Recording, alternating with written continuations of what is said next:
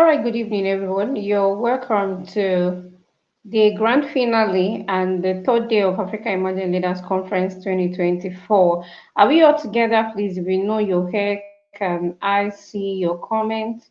You're welcome once again. Today is the grand finale and also a very powerful day for us here. And thank you so much, Tech Media Official. Thank you. Where are you joining us from, please? Where are you joining us from? I want to know where you're joining us from. Thank you so much for joining us. Thank you. All right, we continue. Today is the grand finale, and I hope you're expectant of what is about to happen in our midst today. Remember, the first day was okay. We have okay, Urud Salem from Pakistan. Thank you so much. You've been very consistent. Thank you. Thank you. It's good to have you here today once more.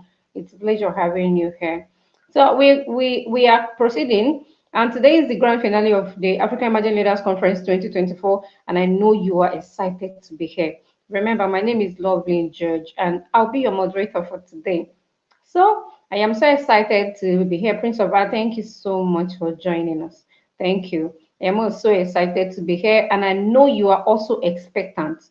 During this period, there has been so much of revamping and impact and a whole lot of things going on from the first day of this conference to this moment. And I believe that you've been practicalizing everything that's been taught from the first day to this moment. Please do not joke with all those teachings. These are things you could have gotten with a huge amount of money somewhere. But here in Africa Emerging Leaders, we are giving you all these things for free. Don't take it for granted. Thank you, Obina, for joining us. It's a thank you. It's grand finale. Then make that noise once more. I want to see your lights. I want to see your fire. Put on the fire emoji in the comment section, showing that it is our grand finale. And it's a very beautiful opportunity and a beautiful time for us to be so excited. If you've been following keenly from the day of this conference to this moment, man, you deserve an award. You've done good for yourself. And I know you're not just learning for learning. So thank you, Maurice, for joining us. Thank you for joining us. Please, where are you joining us from? Comment where you're joining us from so that we'll take note of where you're coming from. Thank you so much, everyone. Without much of ado, we wouldn't be wasting much of your time today. And because it's going to be very, very much exciting day. Thank you. Oh, hello, Akko. Thank you for coming. Thank you. I can see your fire and I can see that you're excited just the way I am excited today. You all has come here. You all have come here, and I know you are enjoying this whole event from the day one to this third day, which is the grand finale. Thank you for coming. Thank you for coming. And I hope you are getting value. I hope you're getting value. And like I said, don't just learn. Don't just go out there packing the knowledge, writing your notes just like we used to do, then proceed to, keep it just like the way you've kept other resources you've gotten from other conferences. But I tell you, one of the things that makes us so unique as an African is the unique power of moving, taking actions towards our dreams and our goal. Remember that the speaker that spoke with us yesterday, one of the speakers told us that that should be the first day, that if our founding fathers were waiting, they would have been waiting till this moment. So they didn't wait. So we also should not wait. We should push. We should go ahead to take action towards those our beautiful dreams and our beautiful goals. Please, if you know that you're joining us here, please, I don't want you to partake on this value alone. Go ahead to share this link with your friend. Please, let's take a moment while we are welcoming others that are joining us to, proceed in sharing the link.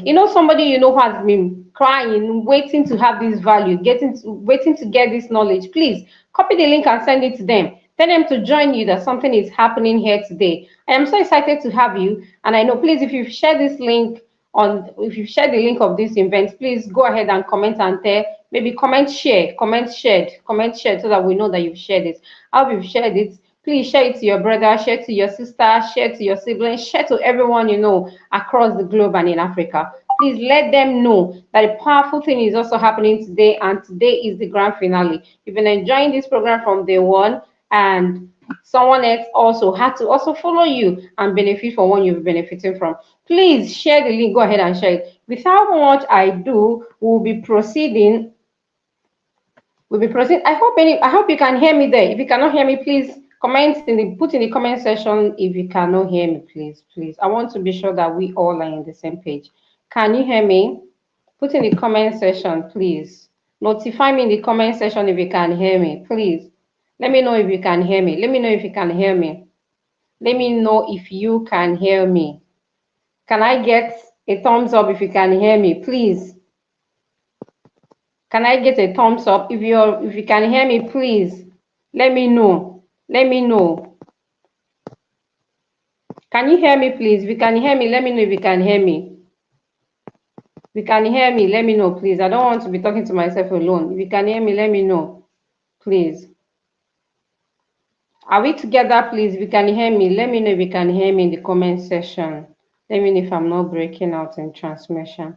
Thank you so much, everyone, for joining us. Because today is our grand finale, we wouldn't be wasting your time. Rather, we'll be going straight to the point for today. Please, okay, you can hear me. Thank you so much, sir. Say you can hear me. Thank you so much. Thank you so much.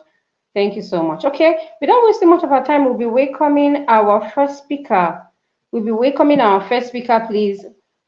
Well, before we welcome our first speaker, I want to assure you for one thing that the good news is you're here not just because you've come here because others are coming. You're here because you want to learn. You're here because you want to improve yourself. You're here because you want to grow in your career. You want to go, take your dreams and your vision to the next level. So it's an exciting thing when leaders gather, to put their mind together and learn from each other to use it to scale in other things they are doing. So before our first speaker come on stage, I would like to be introducing I would like to be okay. I think our first speaker is here, so I would like to be introducing the first speaker for today. And just like it has always been, our speakers are always powerful, and because we had you in mind, and we went as far as sorting the best speaker across Africa and across the group for you, so that you will come and learn from them. So let's move to the next segment as we introduce you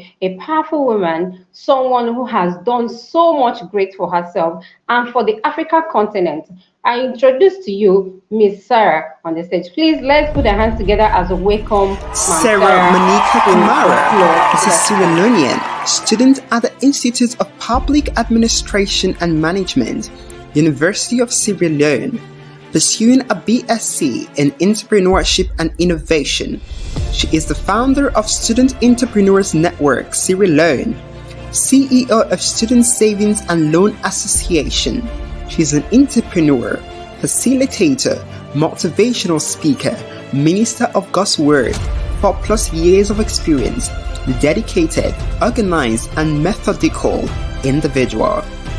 She has a good interpersonal skills, and she is an excellent team worker to learn and develop new skills. She is reliable and often seeks new responsibility within a wide range of youth development and more. Ladies and gentlemen, let's make welcome Sarah Kamara.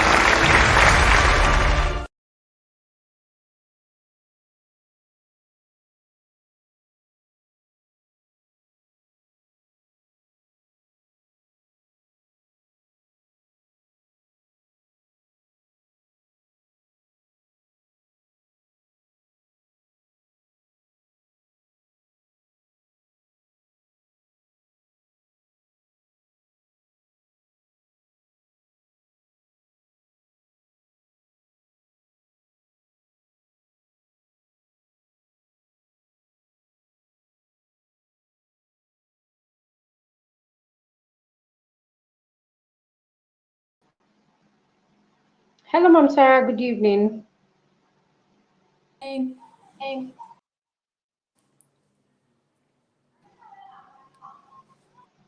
Thank you for joining us. a pleasure, smile. Please, can you turn your camera? Can you rotate your camera? Place it on the landscape, please. Okay. Landscape, yes, landscape. Yes.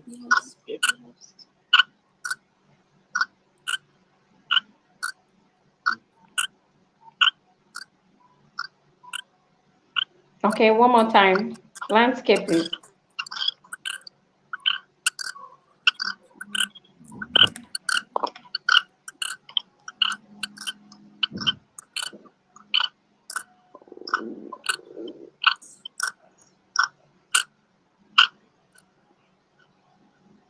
Are we good now? No, not yet. No, Please not hold yet. on. Please hold on. All right. Okay, you're just going to turn it landscape so that we can have a clear picture of you. Sorry about that, please. Sorry, everyone. We apologize for that. So while she sorts the camera up so that we can have a clear view of her. I hope you're learning a lot already, and I would want you to know that gathering here and putting this thing together has been a vision from our president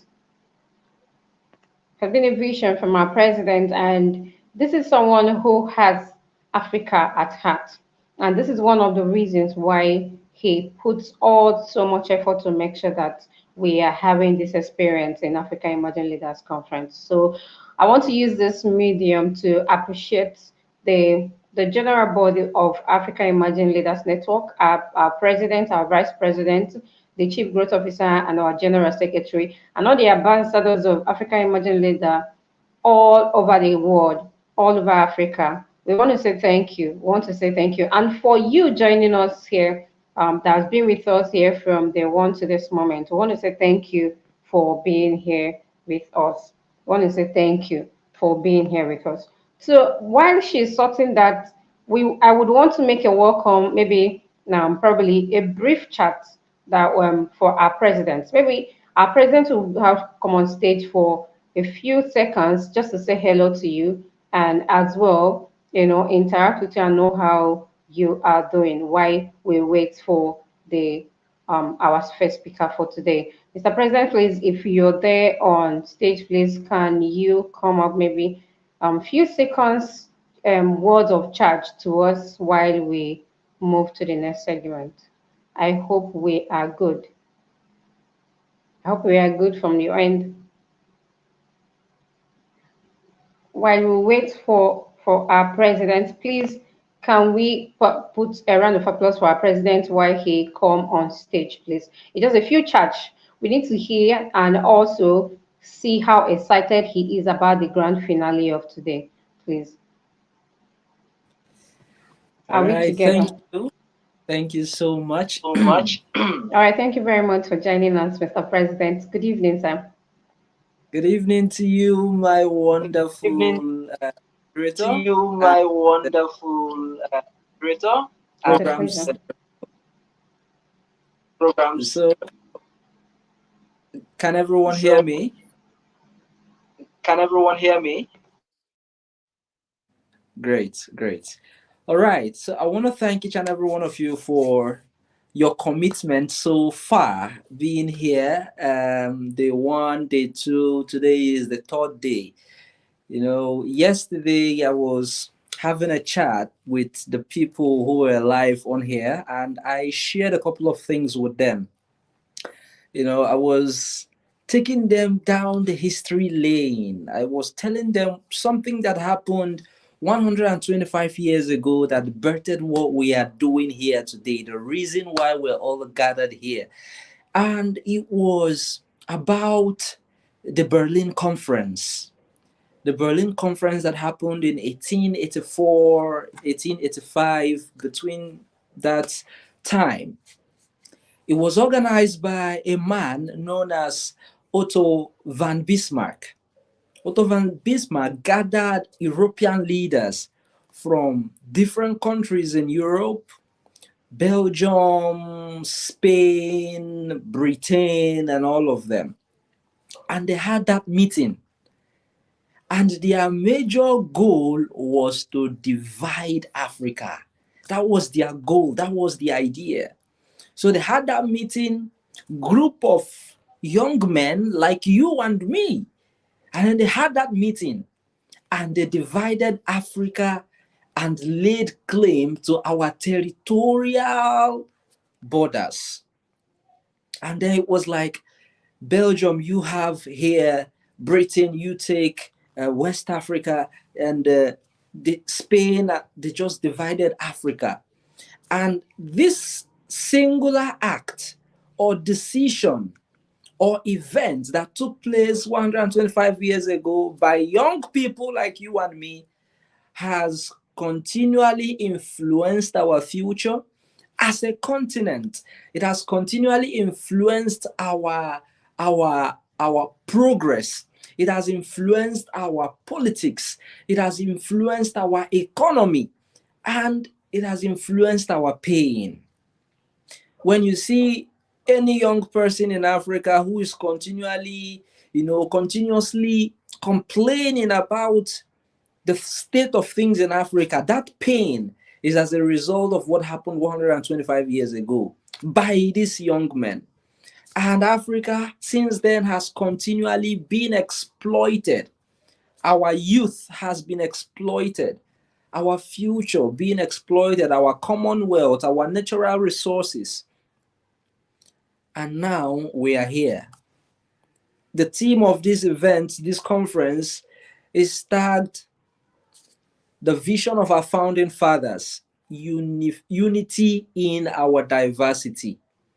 That is why we have all gathered together to be able to build a bridge for young people across Africa, to be able to do the things that our forefathers wished, our founding fathers wished they could do, to be able to have this unity. Because the borders that were created those many years ago is the reason why we cannot fight together, is the reason why we cannot work together. Everyone now believes that they are an autonomy of their own. They are an autonomy of their own. So what happens in Nigeria does not concern what happens in Ghana. What happens in Liberia does not concern what happened in Egypt. So everyone face your problems. But then I've looked at this and I said, divided we fall, but united we stand. We do not have to continue to go out to protest. We must first gain knowledge of what has happened to us, because if you know the roots of a problem, then you begin to know how to create a solution. You begin to create awareness about it. And if you call yourself a young emerging leader, you must learn how to have a voice. You must understand what was done to you and how to go about it, how to begin fixing it. And we are very practical. We are very practical in the sense that by building a bridge and bringing young people from across Africa, we are teaching them how to go back and replicate what we have done. You go back, you replicate what we have done. You let the people around you know that, okay, this is what was done. This is what needs to be done. You need knowledge. You need knowledge. And that is why we have gathered speakers from all across Africa who are passionate about the African dream, to teach our young people, to tell them what they need to be done to do. So it's not like a motivational event. Nobody is calling you here to motivate you. After this event, leaders from across Africa that have been part of this will go back and replicate this. You're going to go back, start talking about it. You cannot be a leader without a voice. And what is your voice? Technology has made things easy. Gather people around you. Let them know that they need knowledge. You need knowledge in the area of your policies. You need to know what policies have been made about you. You need to know what happens in your economy. You need to know what happens in your trade. You need to know what happens with your culture. There's so much that I wish I could go on and on and on to say, but we have a speaker for tonight. So this is where I'll draw the curtains. Let us have our wonderful guest speaker. Let us have our wonderful guest speaker, and then we can continue later.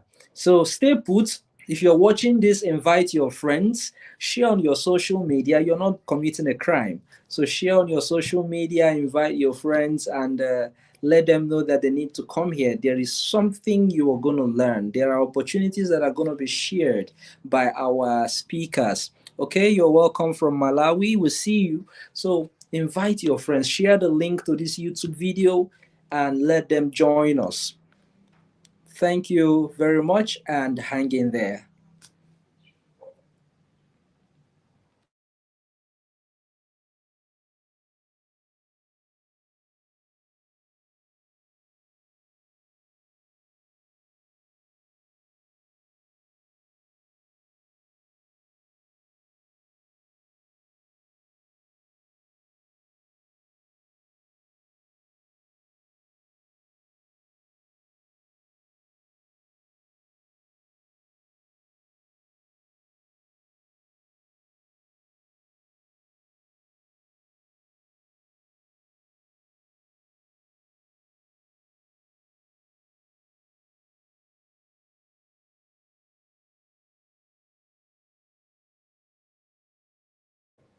Our dear moderators, our speaker ready?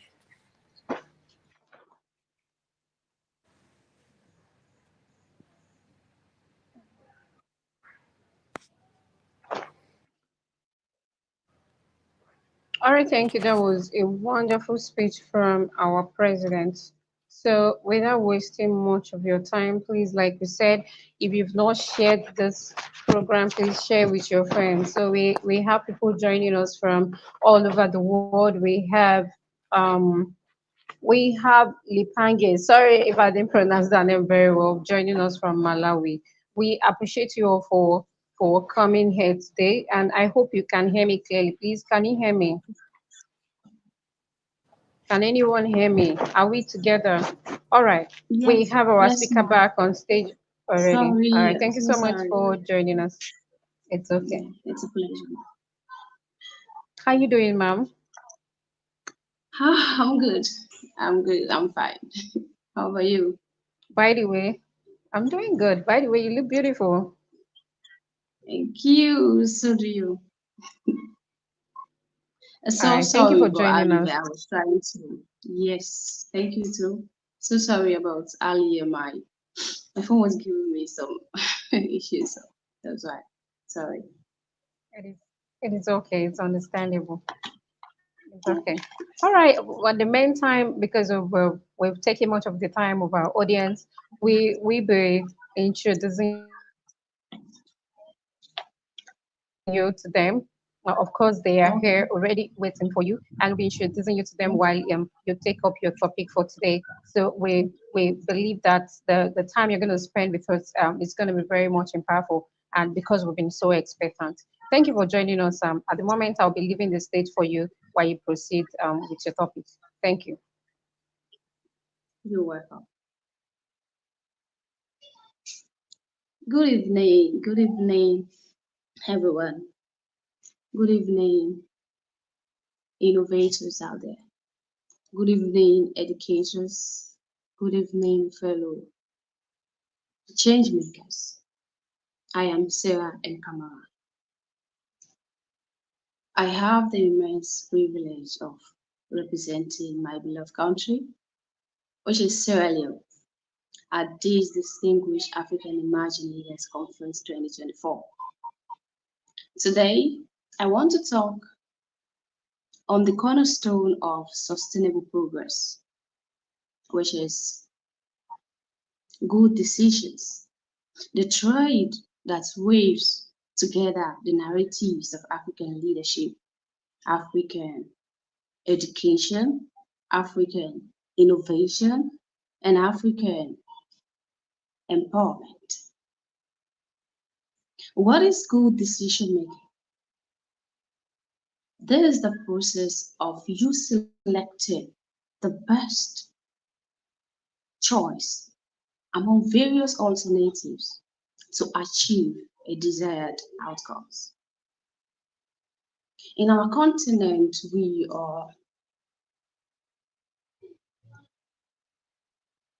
we have seen and we know, we believe that making good decisions does not only help us to succeed, it does not only help us to achieve our desired goal, it goes way beyond that. And so it is advisable for us to see to it that we as African emerging leaders make those decisions that will not only help us as a person or the nation, but the continent as a whole. Let us take the example of the African Union Agenda 2063. The vision is clear. African, a progressive Africa where everybody is capable and everybody has the right and is able to achieve a desired goal.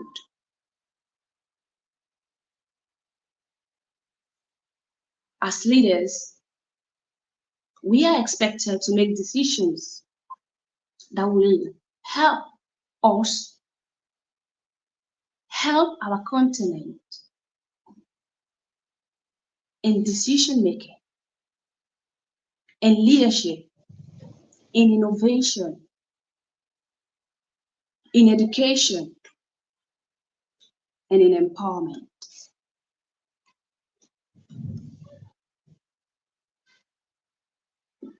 It's that point in time that we see to it that we as leaders, we are not just representing ourselves, and the decisions we make does not only impact our life, but it impacts our continent. Let's look at African innovation, forging, forging towards a purposeful future with intent. When we say innovation, it does not only means the introduction of new ideas. It's the ability, the capability for you to make informed, courageous decisions. It is high time we change the mindset that we have as Africans. We see to it that we live up to the expectations of the next generations to come. In Sierra Leone, at Student Entrepreneurs Network, we have witnessed this firsthand. Our students, our youth, have, have developed and have improved on their skills that have helped them in their entrepreneurial journey. And now they are able, or they've made decisions that have helped them to set the path that will lead them to a very productive end. As Africans, much is expected of us. Much is expected of us. And decision making is one, as I earlier said, it's the sustainable progress. If we want to have a sustainable Africa, it is the time. An Africa that will be able to cater for the needs of its people. An African that people will be proud of. It all boils down to the decisions that we make. It all boils down to the decisions that we make today. Decisions like who you want to be, who you want to become in the future. Do you want to be an innovator? Who do you want to work with? Who are the people you want to see in leadership positions? Who are the people you want to be making informed decisions? It all boils down to the decisions that we make today on how we live our lives, on the things that we do every day to develop our skills, to develop ourselves. It's high time we see the need of making informed and courageous decisions as Africans.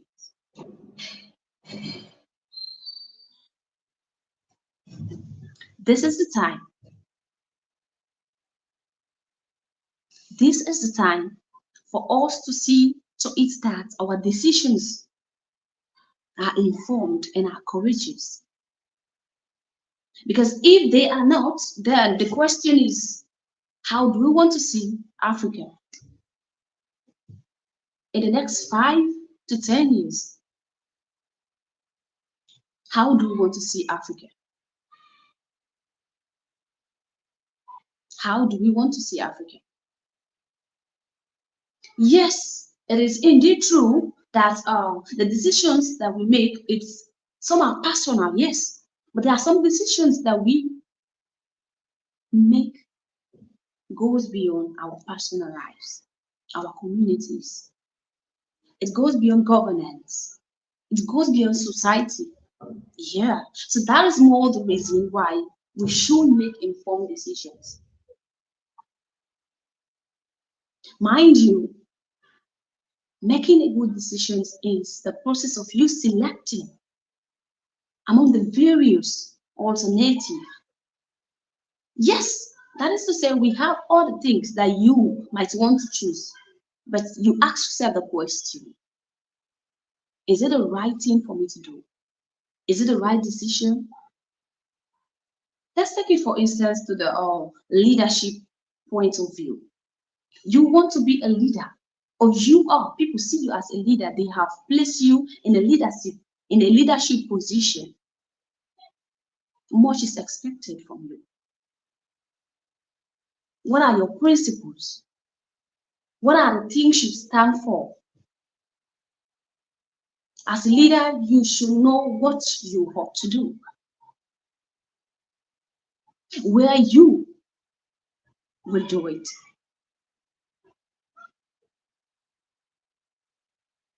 Gone are those days when we look at the things we do and we see, for the mere fact they don't have effect on us at the present, we see it that it will not affect us in the future. Yes, some decisions we make, they will not affect us. But I want you to know, if it doesn't affect you, that doesn't mean it will not affect the other person. And so, because it's not just about you being a leader, it's not just about you. That is why you need to question the decisions you make. Are they productive? Are they informed decisions? Are these decisions will they help to boost our continent? Will they help to improve our continent? How? How will they benefit us? How will they?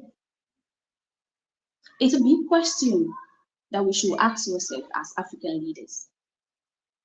That if you do this thing today, it doesn't mean, if it doesn't hurt you, if it doesn't put you the harm's way, that means it will not happen to the other person. It will. That is why I'm here today, to encourage us all to make good decisions for our continent. If we want to see our continent grow in terms of leadership, innovation, education, and empowerment, it boils down to the decisions that we make today. And it's not the decisions of any other person, but the decision of you and me. And that is why we need to question the decisions that we make. Decisions that we make to put people in positions.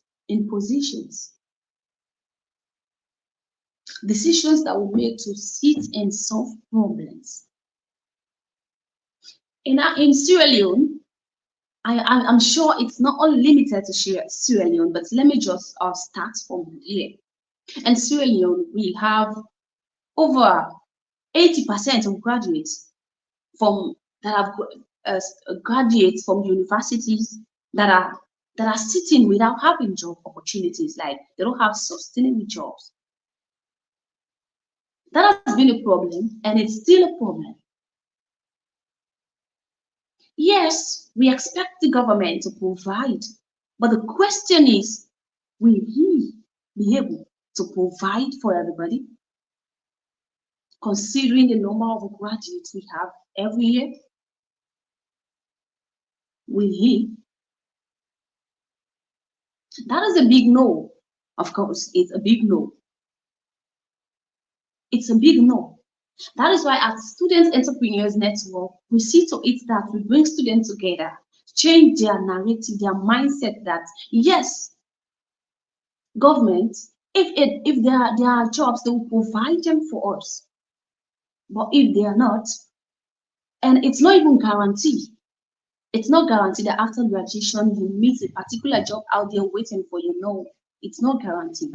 And that is more the reason why we at Student Entrepreneurs Network deem it fit to encourage students, particularly a university student, for them to see the need to start thinking creatively, like for them to think about things that they will do, try to see how best they can develop their skills, improve on themselves. So after graduation, if there's no job, they will have something to do. We see entrepreneurship as the lifeblood, yeah, because as the way things are going right now, with the look of things in the world that we are today, entrepreneurship should come first.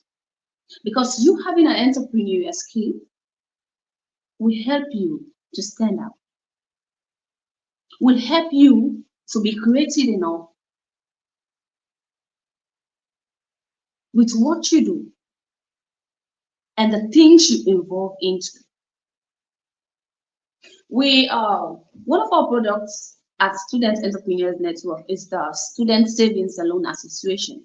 We have students coming up to us at our office saying, "Yes, Sarah, we know, or you guys have been saying, guys have been training us, you've been organizing conference workshops for us to build our capacity. It's good.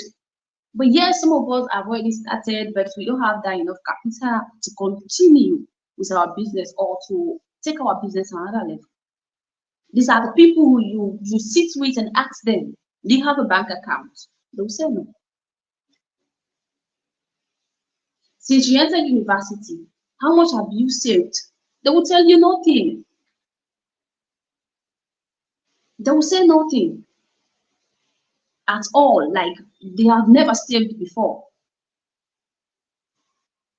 They said, "Sarah, can you please be giving us loan?" Entrepreneurs take risks. That is true, but the risks we take, they are calculated. I can come and give you students a loan of 2,000, and then you have never saved before. You are not committed. You've not made any commitment before to save it on your own. And if I come and give you a certain amount for you to refund it, I'll have I'll have issues with you, and which I don't want at all. So we thought of an idea because we want to help our students. We said, "Oh, okay, let's introduce our student savings and loan association." Mind you, we have the savings before the loan. There comes the technique. Okay, we encourage our students to be saving on weekly basis. After they've saved for some time to see their commitment on the savings, that we want us to give them loan based on their business ideas or the kind of business they want to venture into. That just boils down to us solving some problems that they are having. Some students, they are from a very low. I don't want to use that word. They are coming from a background or a family that is not too well to do, and it is very common here in our country. Certainly, they're coming from that kind of country, even to buy their handouts at university, they are not able to do it. Even to pay for their packs, they are not able to. Even to pay transport, some will come even to feed, they are not able to do it. Some to even pay their fees. It is very difficult. But with the Student Savings and Loan Association, we've able to help them to save. Not that some of them don't have the money, but they have never been committed before. Like them now having the they're now having the urge, like every week I need to send 100 leons to Student Savings and Loan Association. The other week, you will send, and you're not the only person.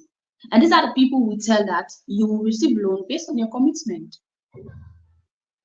And these are the same students for their internet for the day to come on social media to watch TikTok, go on YouTube, watch things that are not beneficial to them. They'll spend for a day more than 100 leons. But they will come to the university when they ask them to buy packs. They say they don't have money. They don't have money. Because these are students as well that if they have 100 leons, they want to use it for a day without thinking of what tomorrow will look like. But we try to see how best we can encourage them, change their mindset. That it's not all, life is not all about today. The moment you see life that today is everything, that is the point, or that is the moment you start to miss the mark. But let me say, to God be the glory. Fortunately for us, we have up to 30 members now that are saving with us, and they've been committed. We've tried to help them to make good decisions for now. These are the students that we possibly can tell that after university, they'll be able to start up something for themselves with the money they have with us, with their interest that is attached, and with other opportunities that will bring in for them, will help them to stand on their feet. Good decision making should be part of us. Like, it should be part of every day of our lives.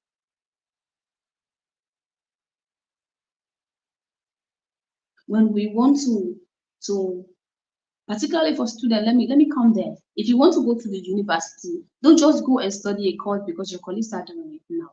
Far be it. Make a good decision to choose a course that you know you are passionate about, that you love doing. That will help you in trying times. The essence of good decision making cannot be overemphasized. So as Africans, let's see the need to watch the decisions that we make and try to make informed and courageous decisions, because they will help us to grow. They will help us to be innovative. They will help us to be good leaders. They will help us academically. They will educate us on the happenings of our continent, in our continent. Let's see the need of good decision making, of making them. And it's not something that we'll have to or wait for tomorrow before we can make them. It starts now, like right now that I'm talking to you. It starts now. It starts now to make those decisions. The power of good decision in shaping tomorrow's Africa should be a cause for concern. It should be something that we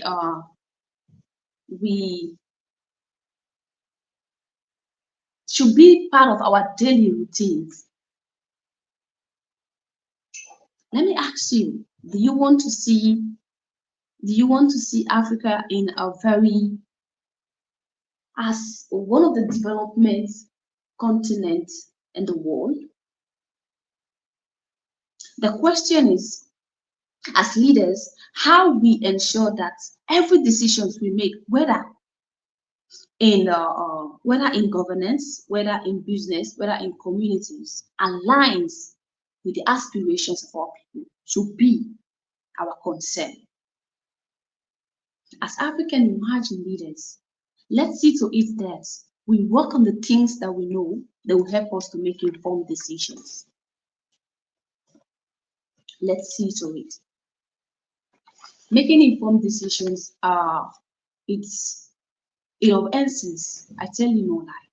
It's of essence. How can we integrate decision making frameworks among yes? How can we? How can we make informed decision framework in our educational system? It's that simple. Through participatory learning environment, like where students actively engage in decision making processes, not just for you to ask them what topic you want us. No, you want us to talk on to. No, that's not it. They should be part of the decision making process. They should be part of it. Let them know the weight of their decision so that tomorrow, whatever the outcome may be, they'll know that, okay, I was the one, like I was part of those that made this decision. And today, if it's a plus, then you're celebrated. But if it's not, then I'm afraid you have to reconsider. So let's see and let's try to make decisions that are informed, that are courageous, not just for ourselves, not just for the nations, but for the continent. Let's see to it that we make decisions that are that are impactful, that are sustainable. As I represent Sierra Leone here today, I urge each of us to reflect on the decisions you and I have made. And I think that will help us to see the need of making decisions.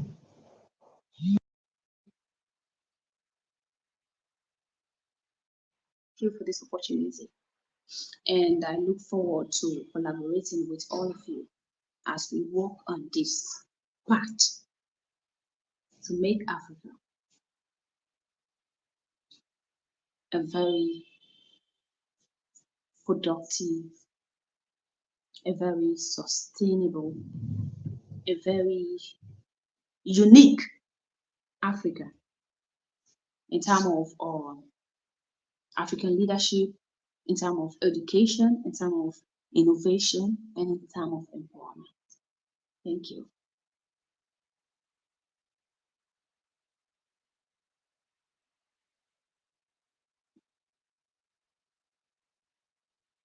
So if you have questions, you can bring them on. Let's see how best we can answer them together.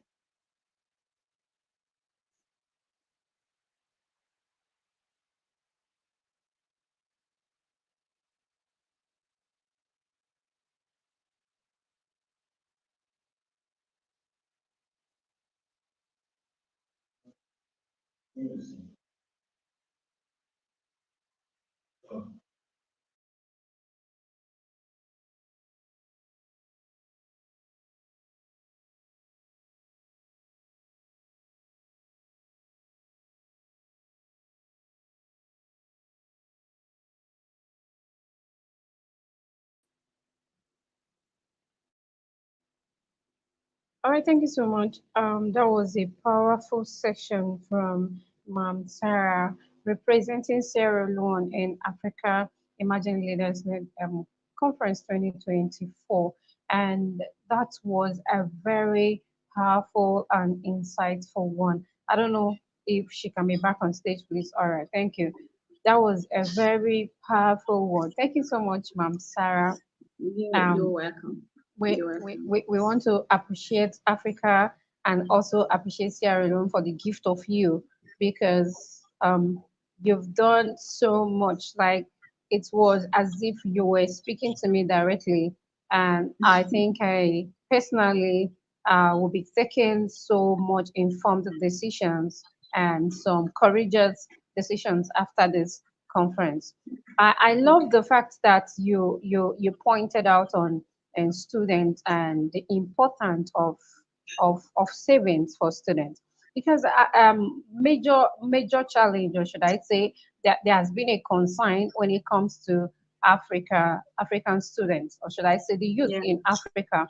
You know, they always have these excuses about it is so difficult to have savings as a student. It is so difficult to get something doing as a side business as a student, especially in Africa. I sometimes I get to wonder why we have so much of excuses more than asking for solutions. But then before Amen. we proceed to that, I would like to, appreciate you for this wonderful teaching. It was really impactful and I would say It's one of the things that we will follow it. It will make a breakthrough and give us a headway in Africa and also globally. Thank you so much. We will be taking some questions from our Okay. audience because I know they have so much they want to ask you. I also have my own question, but then let's take from the audience for the meantime. Okay. No Okay, problem. the one of the Yes. questions we have on the comment section said the project that you set up to help young Africans to save, can it be extended globally? Can it be Can I extended answer now? globally? Thank you. Can I Yeah, answer go now ahead. Go or ahead. wait? Yes, go Okay, ahead. so thank you so very much for asking. It can. It can. It can. The only thing, the reason why we've not yet is because they said charity starts at home. So we want to start it here, see how best we can navigate some challenges and put more mechanism in place before we can extend it. But that's the goal. We're gonna go global. Yeah, it can and it will. All right, thank you. I love that aspect because charity, like you said, begins from home.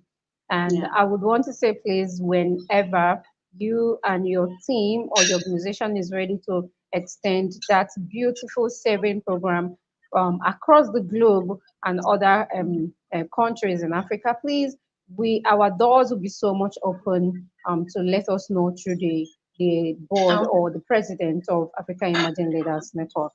We All right, appreciate ma'am. your session. So someone say thank you so much for the section. It's really mind Thank blowing. I don't you. know. Does anybody have any question? Okay, we have another question. And this one say those are the kind of projects that emerging leaders women are supposed to start creating. Thank you. I think that was not a question.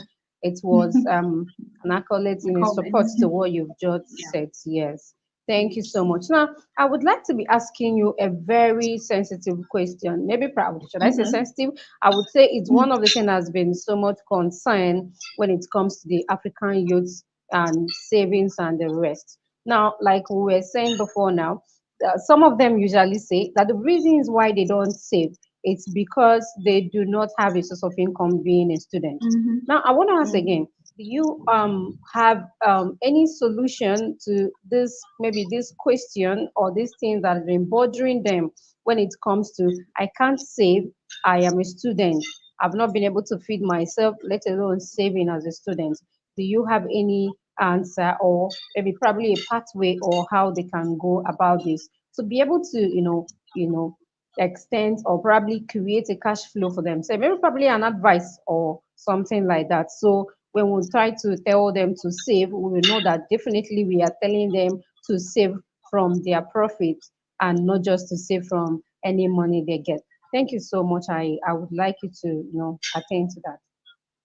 Okay. Thank you too. Thank you so much for asking. I think you're not the first person that I've asked this same question. Like even the student that we are dealing with right now, they've asked us so many times. Even the time we called them to conduct the training, these were some of their questions. Like now we are students, we are not working. How do you expect us to get money? But the question I asked them was, if is there anyone among you that is not having maybe 10 leon where you are right now? Or since this morning, you've not set eyes on 10 leons. The thing is, as students, what our initiative or what the savings and loan, what the strategy we implemented was this. Since they are students, we don't expect them to bring huge amounts of money. Okay, so there is a certain amount that we know they can afford. These are people that have aunties, they have uncles. So what we advise them, we have what we call Bobby job. Bobby job is wherein you render a domestic help for someone. The person will give you something as compensation. We have some students, yes, maybe you will not have, but you have people like the place where I'm living, how I started mine to start saving. I'm living in a community where we have so many houses and of dignitaries, of big people, of people that are wealthy. But these are people that have constraints, like to fetch water, to or do their laundries. These are people that have this kind of constraints. So what I did was to volunteer myself. I didn't go there that you pay me some amount, tag a price to it. No, that was not what I did. What I did was to go to them and say, oh, I'm around. If you have services like this, I can come and help you. After, we have people that have conscience though. I will not come and do a laundry for you for a whole day or for half an hour or 2 hours and go just like that without you giving me anything. So these are some of the ways we get money to sort out our savings. If we say unless we have a job or we have a business before they can start saving, let me just particularly say it to students. If you say you want all the resources in the world before you can start saving, then you're not yet ready.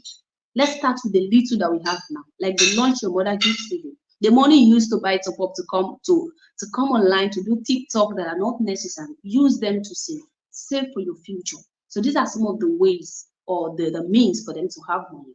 I'm a student. I'm still a student. I've done my diploma. I'm doing my degree right now. So I also don't have that particular place where to get money. But these are some of the ways. These are some of the means that we go through just for us to have something. And I'm sure after graduation, I will not work for anybody. I'll see to it that I'll empower myself the more. So that's it.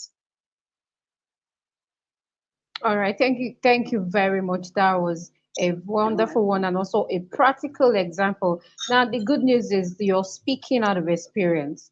Like Yeah.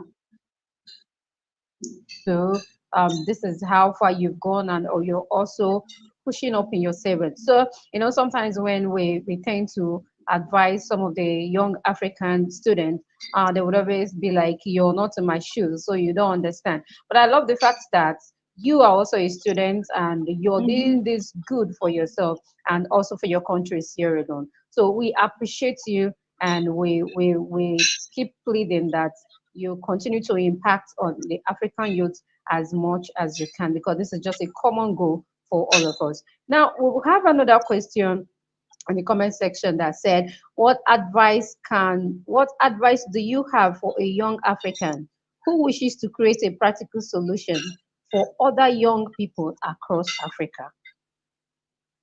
Okay, thank Okay. you. Thank you so very much for asking. First thing, let me just make it clear. Uh, in as much as we are Africans, that doesn't mean we would be able to solve all the problems in Africa. Let's just make that clear.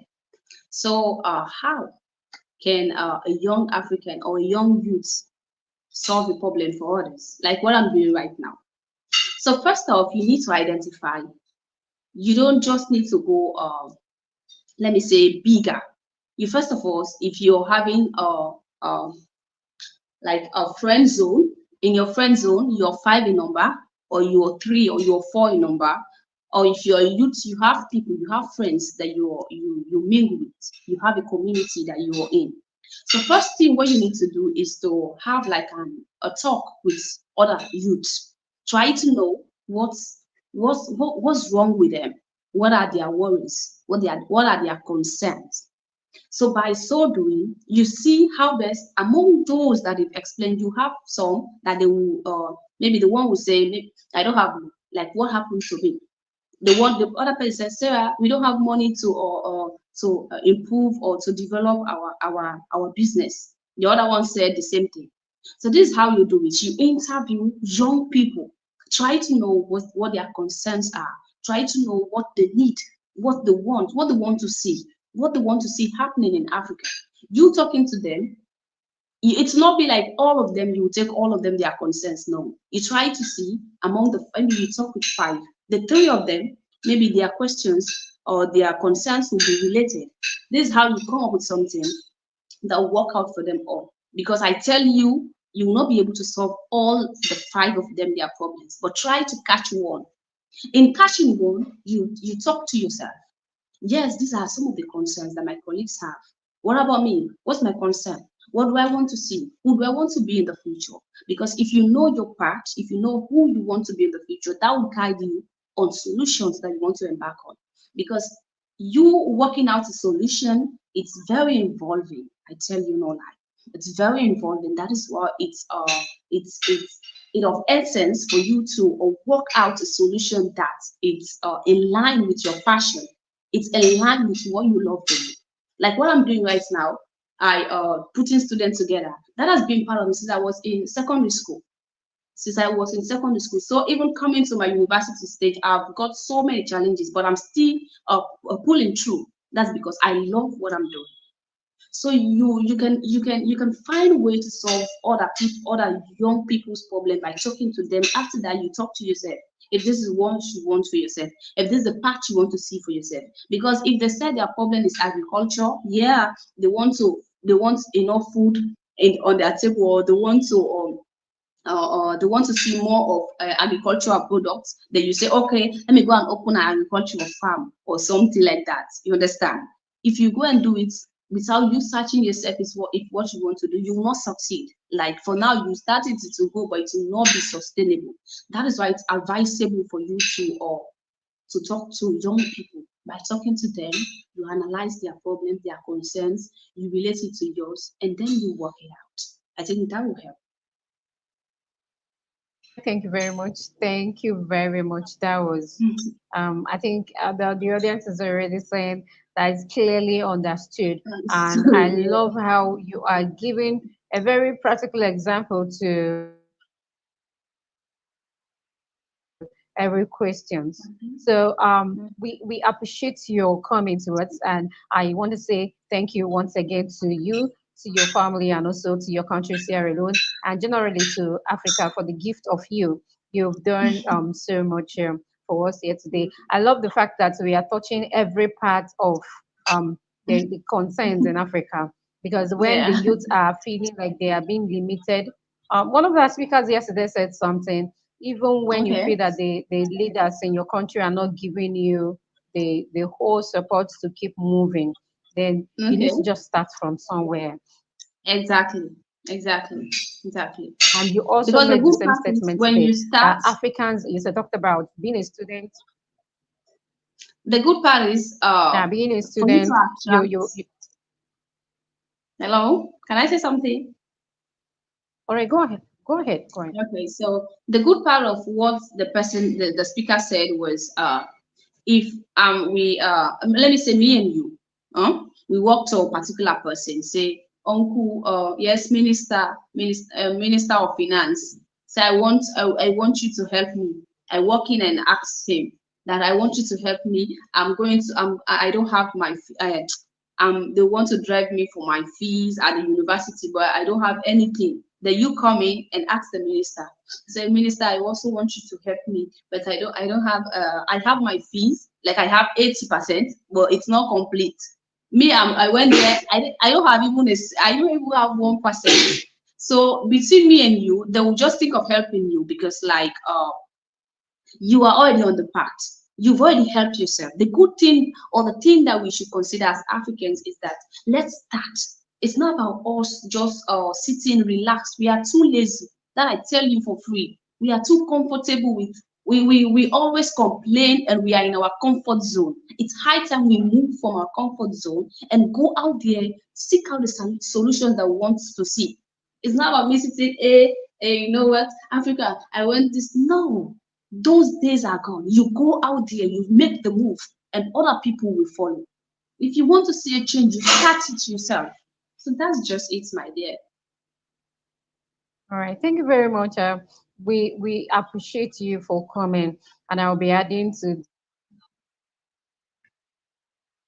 this in as much as where I was sharing with someone today. I said African Emerging Leaders Network has brought this wonderful program for free. This is a program that people would go to anywhere to pay thousands of dollars for just to gain all this information. But here, this Yeah. organization is giving it out for free, and we are so happy that we have collaborations from a whole lot of powerful speakers from all over Africa.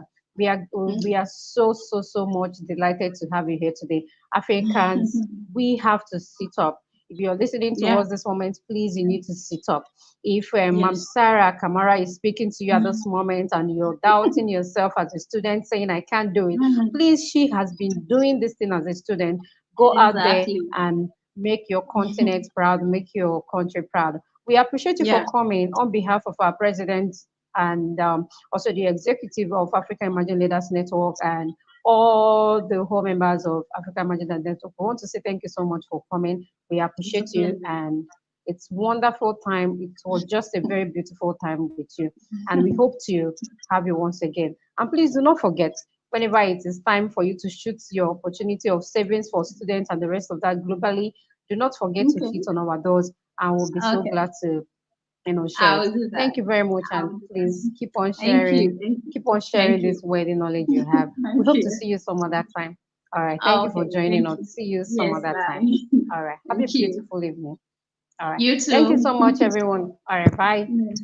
Thank you, Thank you, everyone, our everyone. audience that are Thank you. joining us. Thank you for joining us. If you watch, we've been having some interesting moments in this the grand finale. Remember, today is our last day. Today is the grand finale, and I know you're excited. Please, if you've been learning something powerful on there, please go ahead and put it in the comment section. I want us to be very much active at this moment because in the next few seconds, we'll be introducing a very powerful person that Africa has got as a gift as well, who will be coming to speak with us. Please, if you know you can hear me, go ahead and put it in the comment section so that we know we are together. I hope you're learning so much. We are learning so much in this conference, and I wouldn't want it to just go home remaining the same. Speaker that just left now said we should be taking informed decisions. Take decisions, take impactful decisions, take courageous decisions, go out there, change the narratives, and make sure you don't give excuses anymore when it comes to your savings, your income, your revenues, and the rest of that, and your life generally. Thank you for being here with us. In the next minute, we'll be introducing someone, the second speaker of today, who is going to be taking us on a very interesting topic. And I know you don't want to miss that. We'll be welcoming our dear doctor, Dr. Clinton Cardot. Please, let's put a round of applause in the comment section as we bring up the second speaker for today. Thank you. Dr. Clinton Padoche is a mental wellness expert, medical doctor, certified trainer, and professional speaker.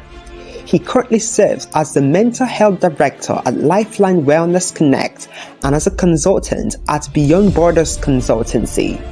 Dr. Kadochi is a member of the Zambia Counseling Council (ZCC) and a mentor at Doctors Leadership Academy. He is also the immediate past area director for Toastmasters International Division M. With a background in medicine and an entrepreneurial spirit, Dr. Clinton has curated business services and products around mental wellness, personal development, and corporate wellness. His dedication to mental health and mental disorder prevention and intervention has led him to train wellness programs for university students, corporate leaders, and professionals in Asia, West Africa, and Southern Africa. Dr. Katochi's efforts have been recognized through various accolades, including being the 2022 finalist winner for Zenith Global Mental Health and Wellness Award in the UK, the 2021/2022 second best speaker on the Division M Southern Africa Toastmasters International Clubs, and the runner-up best inspirational writer of the 2029 Olivier Authors Award in China. Dr. Clinton has been featured on different international and local media platforms discussing leadership, mental health, and various topics such as childhood trauma, financial trauma, stress management, introversion, and relationship attachment styles. Dr. Clinton is the author of the concept of a knowledge bank and a silent strength for quiet people. He is also the convener of his masterclass titled Introverts Masterclass. He envisioned a global community that prioritizes mental health and a healthcare system that appreciates mental wellness for both practitioners and patients. Dr. Kadochi lives by the mantra, I am a person of value who values people and add value to people's life through my passion and profession. Ladies and gentlemen, let's make welcome Dr. Clinton Kadochi.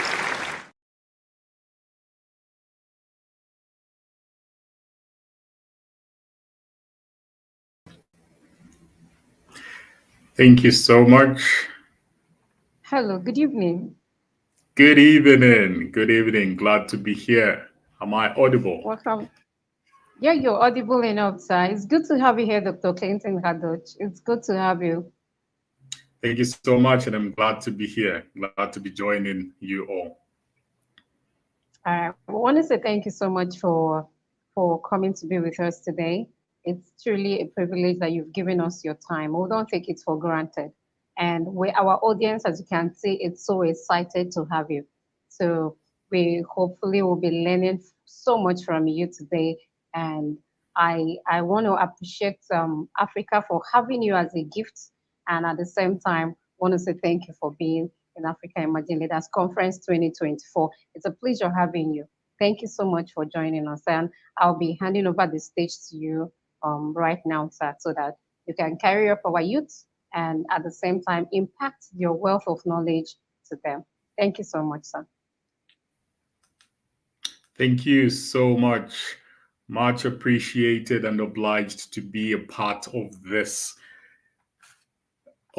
gathering that has brought together like-minded people that understand the vision of our founding fathers in ensuring that we are not only independent African people, but we are an interdependent African people. I'd love to begin with giving thanks to the convener of this amazing platform and, of course, the leadership that is behind him for ensuring that this is a possibility. I always say that a vision begins with a thought, but the true measure of a vision is it getting to be fruition. And this is what we are seeing here. So thank you so much to those that have also joined in from your respective locations across the continent of Africa, perhaps even outside Africa. I would love to appreciate your presence because you being here is also adding to the significance of this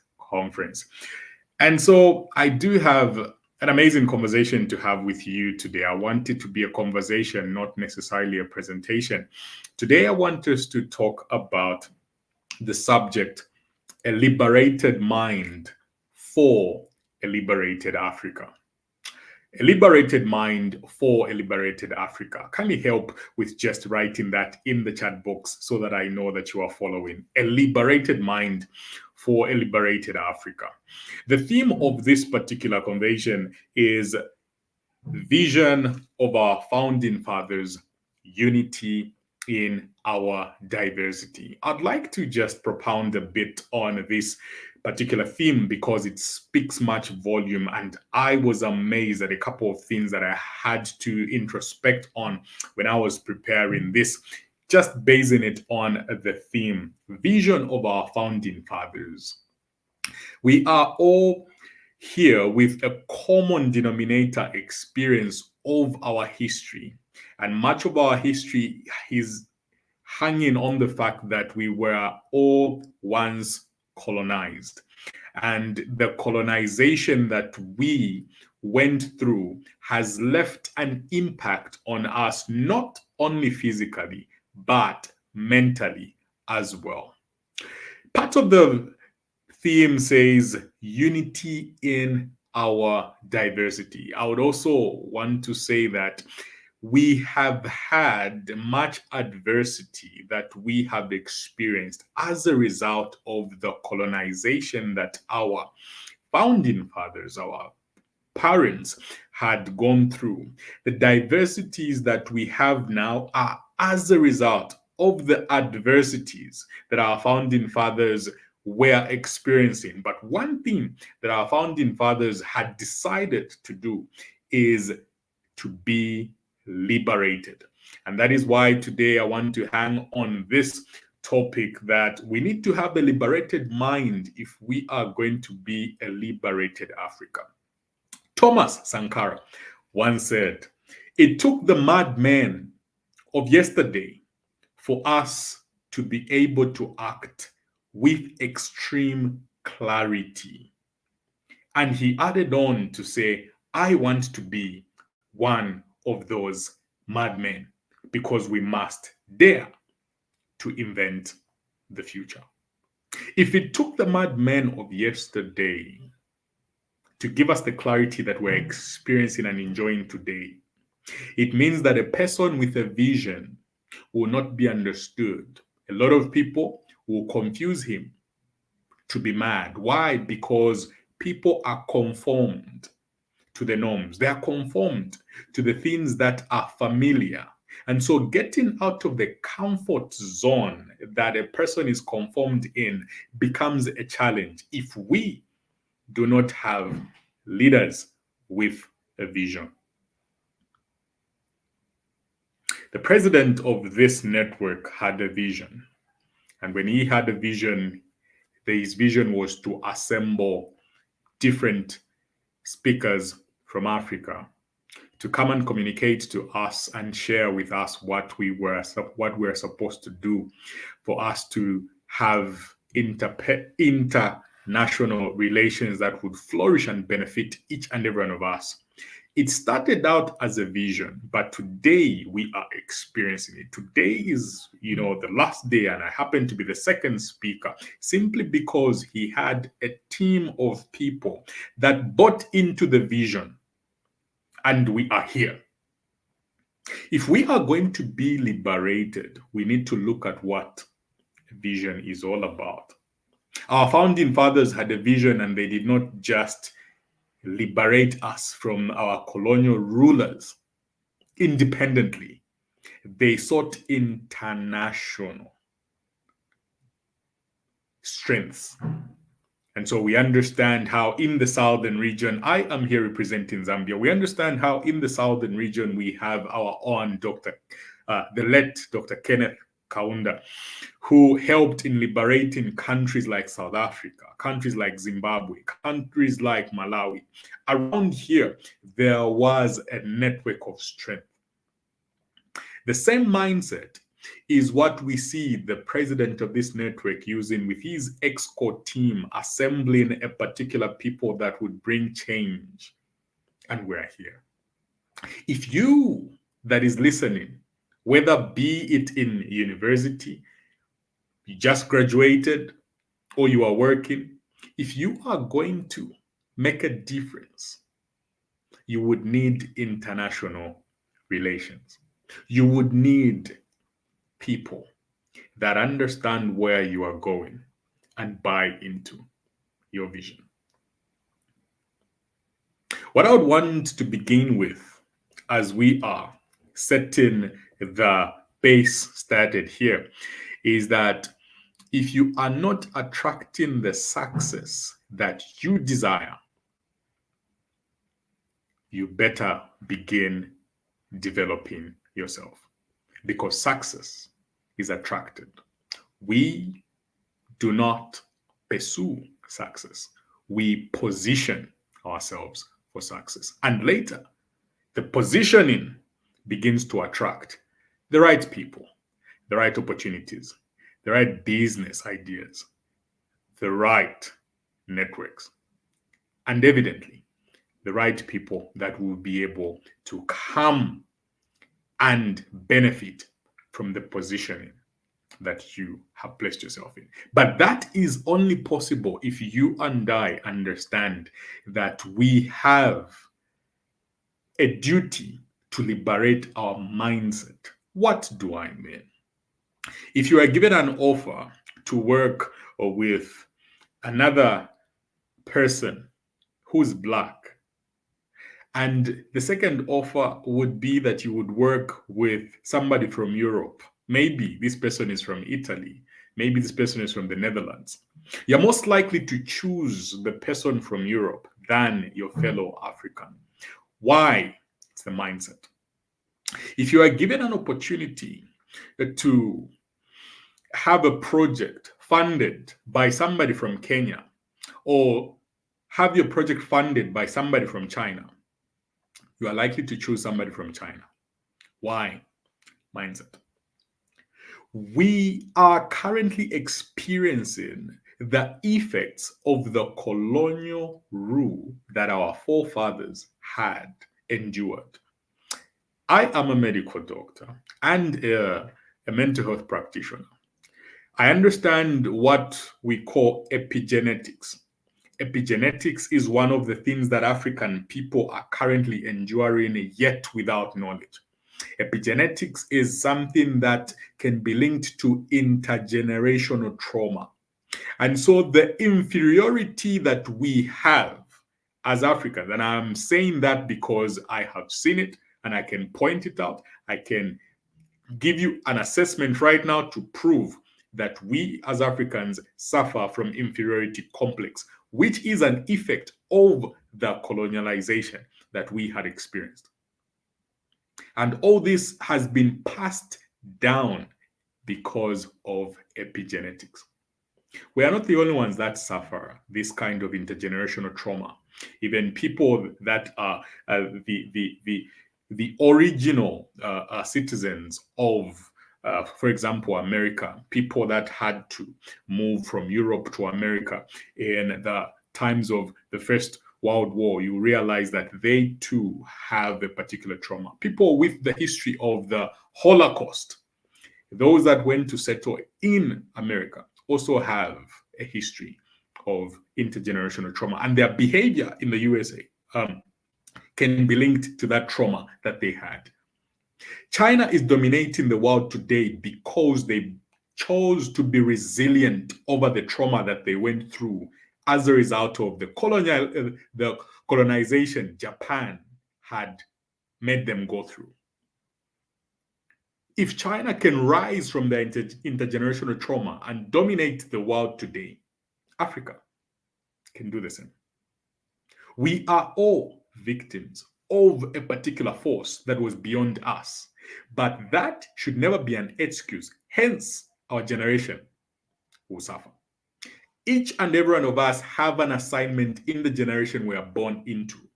Today, I am active at the things that I do because I understand that I have an assignment that should be able to make the next generation not suffer from what the previous generation is causing us to suffer from. If Thomas Sankara said, "The madmen of yesterday," you should be able to understand that there is something that you can do to stand out, to make a difference. Make a difference.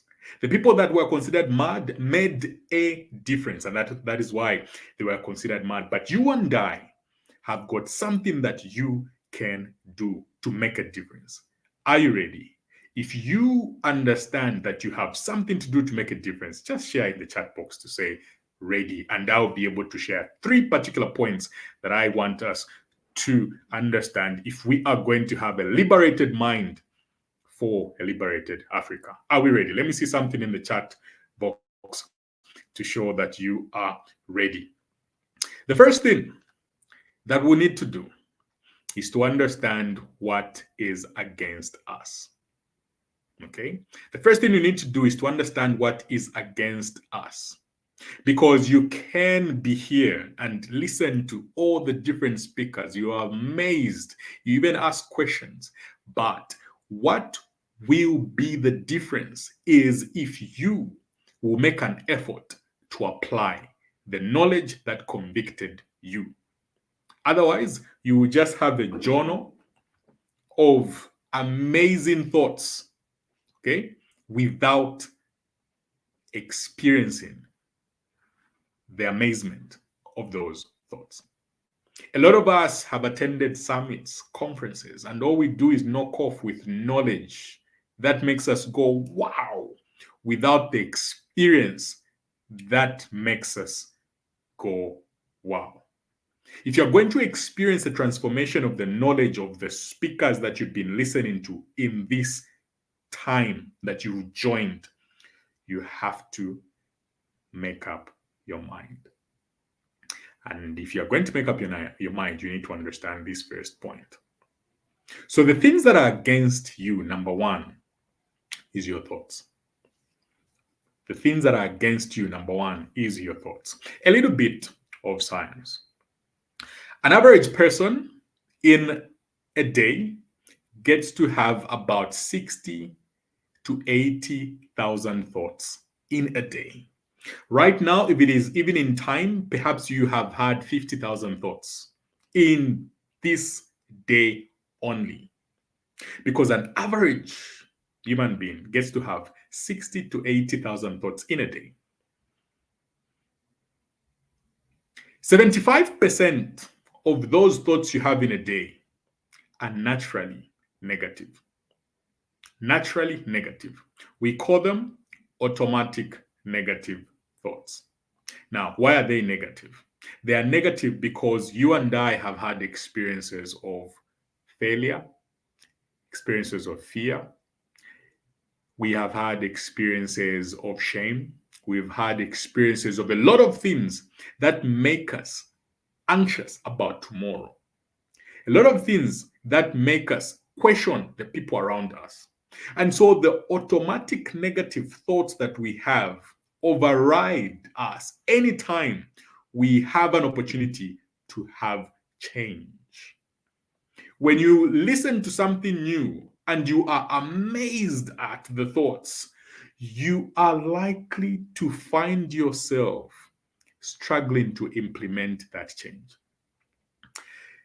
Imagine with me if somebody was to call you right now and tell you you have received this amount of money, you received X amount of money. It could be naira, it could be dollars, whatever it is, kwacha if you're in Zambia, it could be rands if you're in South Africa. If you are to receive that message right now, the first thought you will have is a negative thought, and it will say, this is probably a scammer. They're about to scam me. Okay, that's the first thought that you have. That is being driven by the automatic negative thoughts. If somebody was to let you down today, maybe your boyfriend or your girlfriend disappoints you and they leave you, the first thing you're going to think of is she's a cheater. She's probably cheated, or he is probably cheating with someone. At no point will you consider maybe something has happened to this person. Why has he just changed? Let me try to make an effort to see why he or she has changed their mind. If right now you were to have a meeting with someone and you try to call and their phone is off, you are likely to think of them avoiding you. And maybe you curse and say, how? He knows we have a meeting at 6:30 and he's not online. He's not picking up. You will mostly be offended before you think about a positive thought. Why does that happen? It is because of the automatic negative thoughts that first drive us. And so the first thing that is against you is your thoughts. Your thoughts is the first thing that is against you. Right now, you can receive a business deal. You can receive a business deal. But you are likely to suspect maybe it is not authentic. And it's not wrong to be curious, but the truth is that our thoughts make us turn down opportunities that we have worked for the past 2, 3, 5, 10 years. Because I believe that where you are right now is as a result of the things that you have experienced that have not left you the same. So the point that I want you to write under your thoughts being the first thing that is against you is that you are not your thoughts. Please write down in the chat section, say, I am not my thoughts, and I'll explain what that is. I am not your thought. I am not my thoughts, because you are not your thoughts. That's the truth. The fact that you have had a bad thought doesn't mean you're a bad person. The fact that you have had a sad thought doesn't mean you're a sad person. Please write in the chat, I am not my thoughts. Your thoughts in science are what we call cognitive schema. You can such that you understand. Your thoughts are what we call cognitive schema. They are basically a framework of interpretation of things that are happening to you. You are not your thoughts. So, meaning that if you think inferior, it doesn't mean you are inferior. If you think poor, doesn't mean you are poor. I hope that is making sense. You are not your thoughts. Your thoughts are just suggestions. If you are writing in your journal, you would need this point. Your thoughts are just suggestions as a result of what you've experienced, what you've been exposed to, what you fear, what you anticipate, what you are informed by. That is what your thoughts are. You are not your thoughts. Because if you think you are your thoughts, you will end up thinking that anytime you feel something or you think something, then that is who you are. No. This is because a lot of us have been paralyzed to make the change that we're supposed to make in our lives because we thought we were incapable. We thought we were not the right person for the job. We thought we were not equipped enough. We thought we were not ready. We thought the other person was better than us. Simply because you think it doesn't mean it is. So your thoughts are against you. And you only know how to separate yourself from your thoughts if you understand that your thoughts are just suggestions. I hope that is making sense. Now let's move on. The second thing that I want you to understand is that you have the power to manage what is possible in your life. You have the power to manage what is possible in your life. The second thing is your belief system. I would like you to write this down. The first thing is your thoughts. The second thing is your belief system. If you are going to liberate your mind, you will need to understand what software is running in your human system. Because your belief system is the software that is driving you. Some of your belief systems think that your village people are against everything that is not going on right. Even when you forget your keys somewhere, it is village people. Is it true? The belief system that you carry influences the things that are possible in your life. There's what we call the cognitive triad. All these things, I'm not making them up. If you are listening, you can be asking Uncle Google. He'll be confirming. Okay. There's what we call the cognitive triad. The cognitive triad stipulates that what you think about, you will feel, and what you feel will influence your attitude and your behavior. That's what the cognitive triad says. What you think about will influence how you feel, and how you feel will influence your attitude and behavior. Therefore, if I think I am incapable, I will feel incapable and I will act incapable. That is how we have been missing on a lot of opportunities in our life because we think our thoughts are us. We are not our thoughts.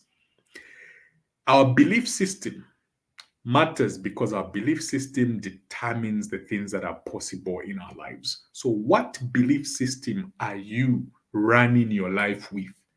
Right now, how old are you? Are you 25? Are you 30? Are you 40? What belief system have you carried? Because this information that you're receiving right now will be processed through your belief system. And if your belief system is one that will prevent you from acting, you will not act. Some of your belief system are strongholds to your success. Some of your belief systems are what has made you to not be liberated by now. Some of your belief systems are the reason why your business did not take up. Some of your belief systems are the reason why perhaps you're not having a successful relationship or marriage. Some of your belief systems are the reason why you don't have powerful networks to help you. Some of your belief systems are the reason why you've never started that project right now.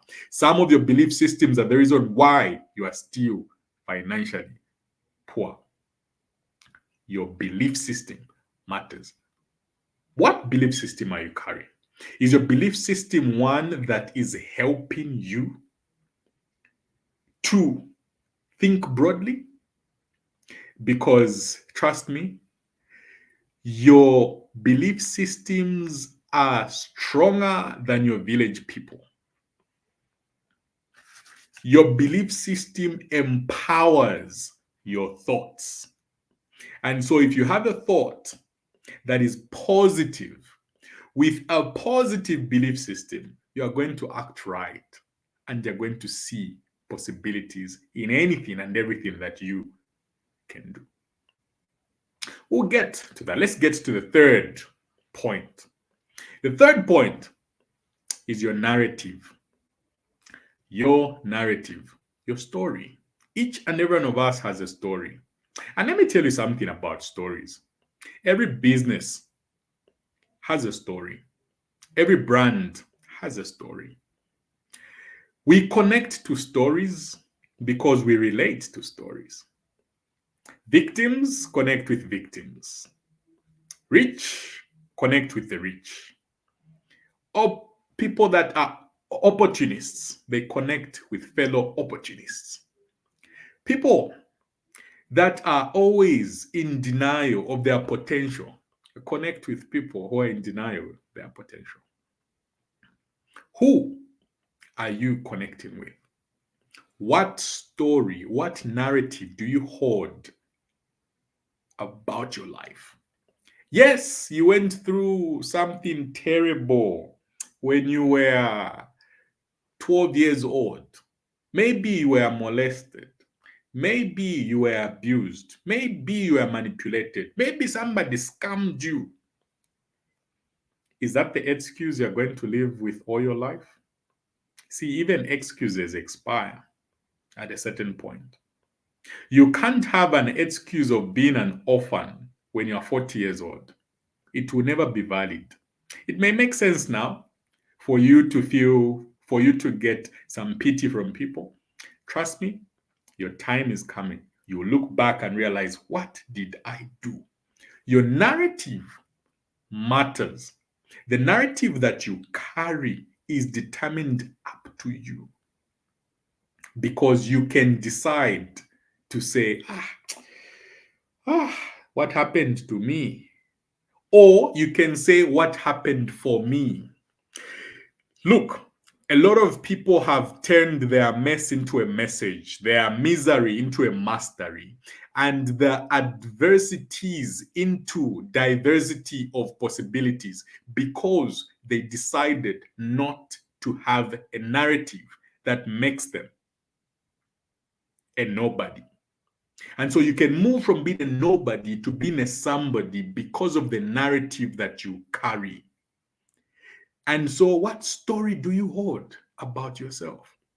Oh, I was raised by my guardians. My auntie wasn't okay. She never liked me. They never gave me 3 square meals. I was only eating 1 meal. Oh, okay. See, those excuses have an expiry date and they never pay bills. The narrative that you carry matters. It is your responsibility to have a narrative that will give you opportunities, possibilities, because nobody will always have pity for a narrative of poverty. No. Yes, you may have lost your job during the pandemic, but times have evolved. It's been 4 years later now since the COVID-19. I was quarantined. At the time, I was in China during the COVID time, and I was in Wuhan, I was in Hunan, which was just a few minutes from Wuhan, where the COVID pandemic was. In 2020, I was in China. I experienced the real COVID landlocks. I lost my job and I had to create an online space where I would begin to mentor young leaders. And I still have that platform with young leaders that are doing exceptional. The narrative that you carry should change how you view yourself. I have a mantra, which is a narrative for my life. My mantra is I am a person of value who values people and adds value to people's lives through my passion and profession. I don't have every day as a good day. More often times I do have bad days, but when I have a bad day, I remind myself I am a person of value who values people and adds value to people's lives. You pardon me, in Zambia, we're currently facing power outages, and so my laptop is just about to go down. I want to reconnect with my phone, but in the meantime, I will ask that we get into the question segment so that we don't waste much time. Pardon me for that. Let me connect with my phone. I will hand over to the moderator in the meantime.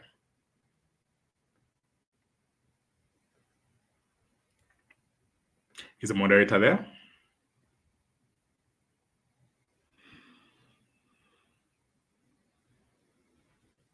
Moderator, kindly help me. All right, I'm with you, sir. Thank you so much. It's Thank you been so a much. very powerful one. I hope you're learning. Like I I don't know, this has been the one of the most beautiful, I should say, moments of my life. Please keep sending your questions. Whatever questions you have for Dr. Clinton, please keep gathering them. This is the time and the only opportunity you have to, you know, get to hear from these persons and learn freely from them. Free. This is for free. You're learning all these things from them. Like he said, our thoughts and our belief system, it's one of the things that has been keeping us so down. Please keep gathering your questions. Are you in the comment section there, please? I want to know how you feel. How do you feel?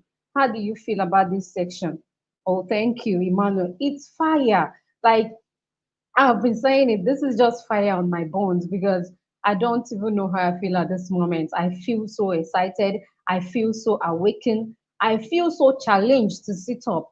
I don't know how you feel, but please send it in the comment section. How do you feel? How do you feel about this section? How have you been feeling? Tell me. I want to hear it, please. I can see you, Emmanuel.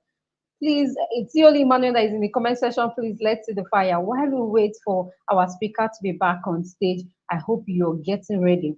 You see that those things has been a concern to you, those things has been troubling you, those questions you've been piling up, hoping that one day you will look or possibly get someone that will answer them. Please gather them, put them in the comment section, and Dr. Clinton will be here in few minutes to attend to them. I just hope you're learning so much. It's time for us to wake up. It's time for us not to allow our belief or our thoughts to keep us captive from things we are capable of. I know there are so many experiences, like he has said, that must have kept us hostage all these years. But it is time for you to be liberated from those thoughts.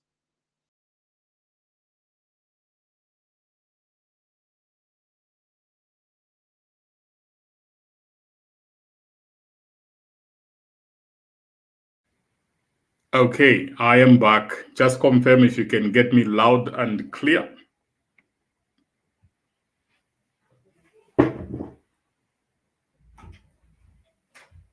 Section, put your questions in the comment section.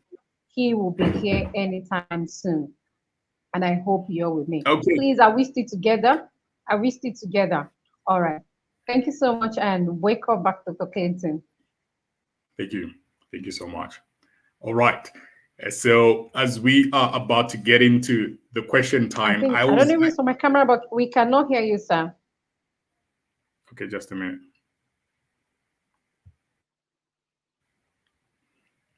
I think I now? cannot hear you from my end. I cannot hear you How from my about now? end, please. How about now? Anyone else to confirm? Hello?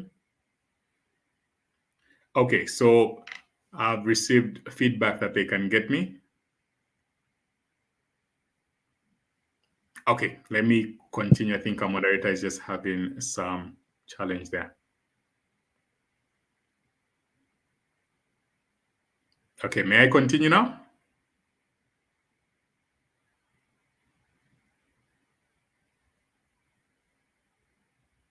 Okay, I'm assuming I'm clear to go. Let me get back. Thanks. All right, so I was saying that our narrative is very much important because it is what determines what is possible and what is not possible. Where you are from does not, uh, limit you from what you are capable of doing. How they dismissed you from your previous employment does not determine how you can go on with the next possible employment. How your business did not, work out during the COVID-19 time does not determine the next potential business.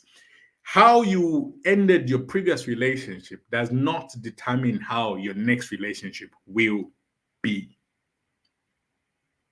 And so let us not use our past experiences as reasons to why we cannot put in the effort. This is because every experience that we go through does not leave us the same. We are to use the wisdom from that experience to become better. John C. Maxwell says, sometimes we win, sometimes we lose. At times when we win, we become better leaders. When we lose, we become better guiders, able to guide people. Meaning any experience that you go through will always leave you valuable and relevant. So if you understand that you're not supposed to limit yourself based on whatever you have been through, you will make a change. There's a quote by Wayne Dyer. He says, examine the labels that you apply to yourself. Every label is a boundary and a limit you will not let yourself cross. Allow me to end here and just respond to questions. I do enjoy question time. I have two more points to add, but I'll add them as we respond to the questions. Perhaps let's dive into that. Much. We will be taking few questions. Please, can you put up your questions in the comment section? But before then, I want to say thank you so much on behalf of this organization and Africa at large. I want to say thank you very much for joining us here today, Dr. Clinton. It's been a very wonderful experience and thought challenging section with you. And I would say very beautiful moment for me because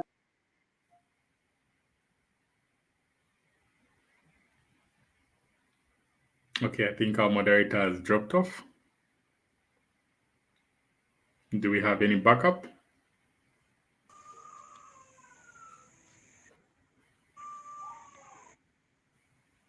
Oh, we do have the president here. Good evening, sir. Good evening, Doctor. I am so delighted to finally get to share this moment with you. You know, I've been taking so much notes and writing so much. This is fire in my bones. Okay, you have your moderator back. So I think I'll hand back over to her. But thank you so much for sharing your time with us. You're welcome, sir, and always glad to be here.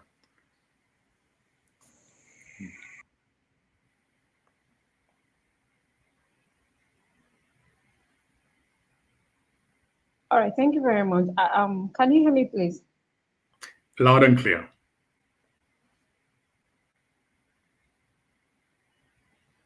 I think I'm having some kind of break in transmission. I really do not know what is going on.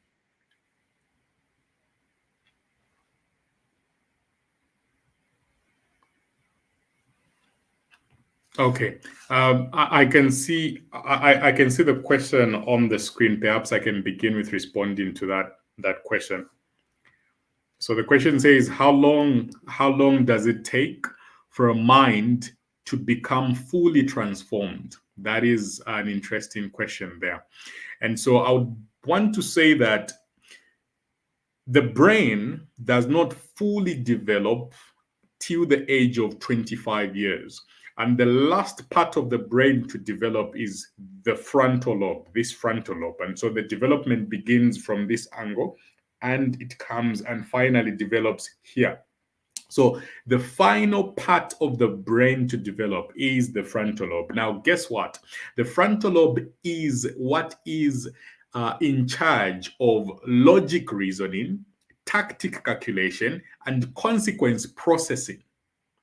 That is why oftentimes people that are below 25 do not consider consequences when they are making decisions. You realize that we determine wisdom when we are able to calculate our actions and see whether we'll suffer from the consequences of that or not. And oftentimes that happens strongly after the age of 25. That is why in our current generation, we are so concerned about making proper decisions when we are 27, 28, 29. But I should say this, science says that for women, the brain fully develops by 25, and for men, at times they can get to 27 or 28. But that's just on a few statistics. And so when the brain is not fully developed, we hardly experience the benefits of logical thinking, calculative and tactic thinking, and also processing consequences. That is why perhaps those that are in their 30s are more concerned about not making hurried decisions because they are living in the consequences of the decisions they made pre 25. I hope that answers the question.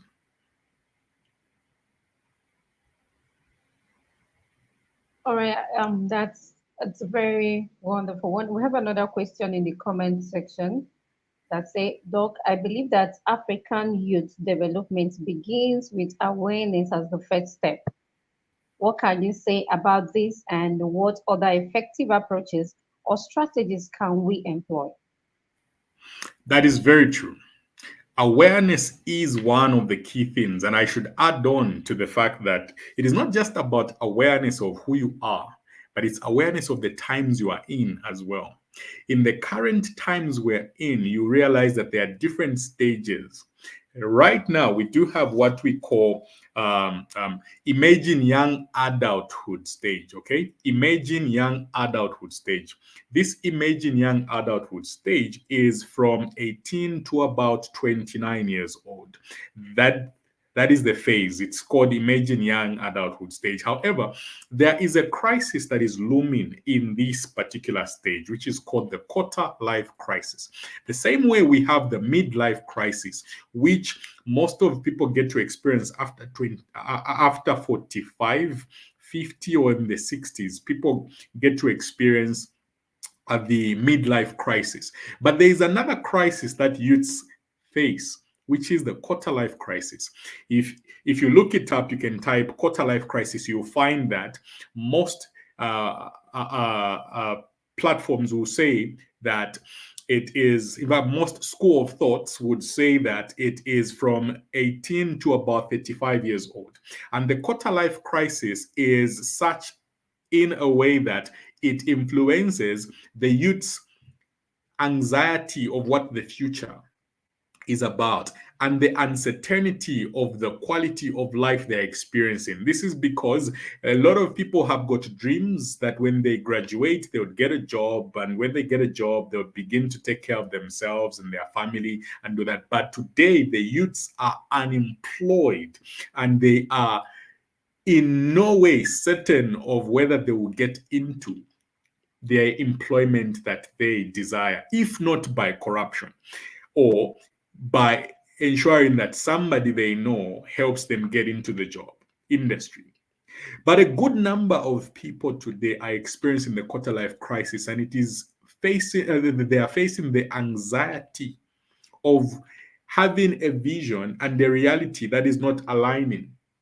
And this is why the self-awareness is important, because you need to be aware of who you are and also aware of the times you are in. In your age bracket, what are the common challenges that you will face as a person? That is what self awareness is about. When you know yourself, you understand your strengths, your weaknesses, but also get to know the times that you are in. What times are you in? Because the times that you are in also determine the level of success you can have.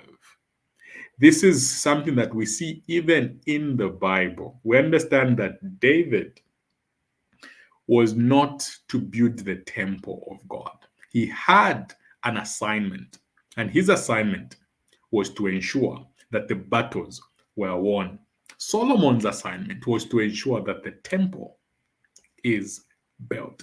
We all have a generational assignment, and if we are going to be aware of who we are as youths and develop the different spaces that we have been graced to be around, we need to know the times that we're in, because the times that we're in will determine the kind of business that you will flourish with, the kind of clientele you should target, the kind of problems that you should solve for you to generate more wealth, the kind of money that you can have.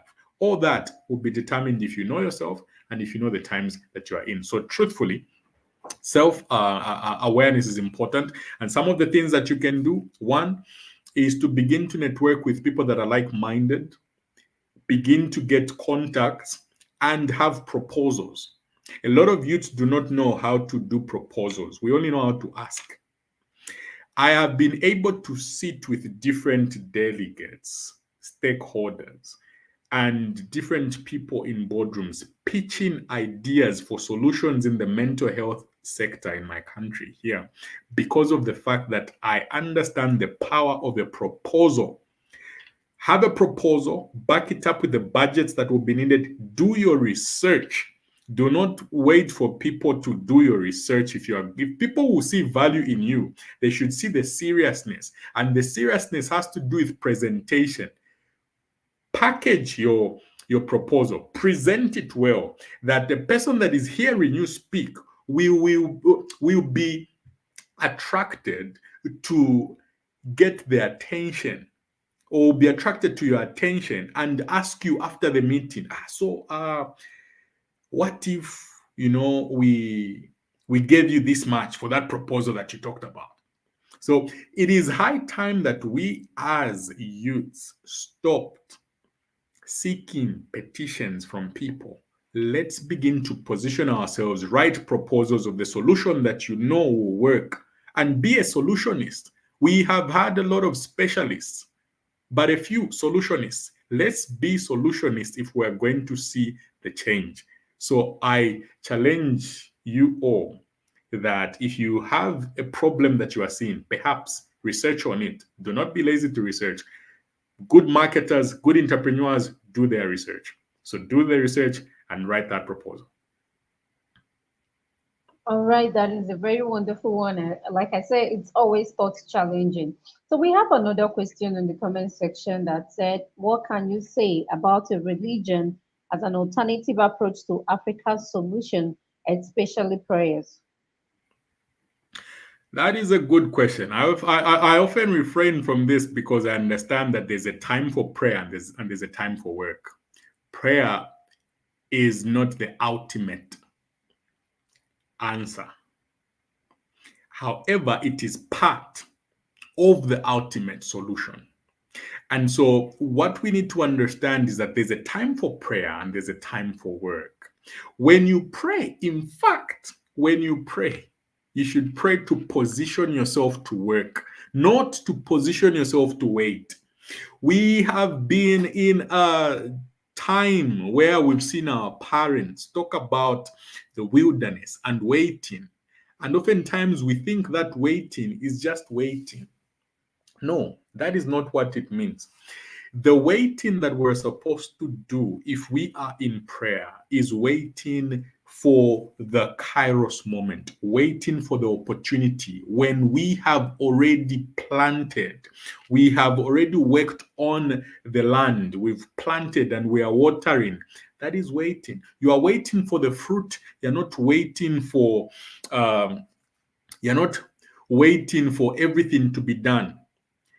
Prayer is like a farmer, okay, when a farmer plants, he does not pray that the seed he has planted will water itself, it will weed itself, it will prune itself, and he will just come back and get the fruit. No.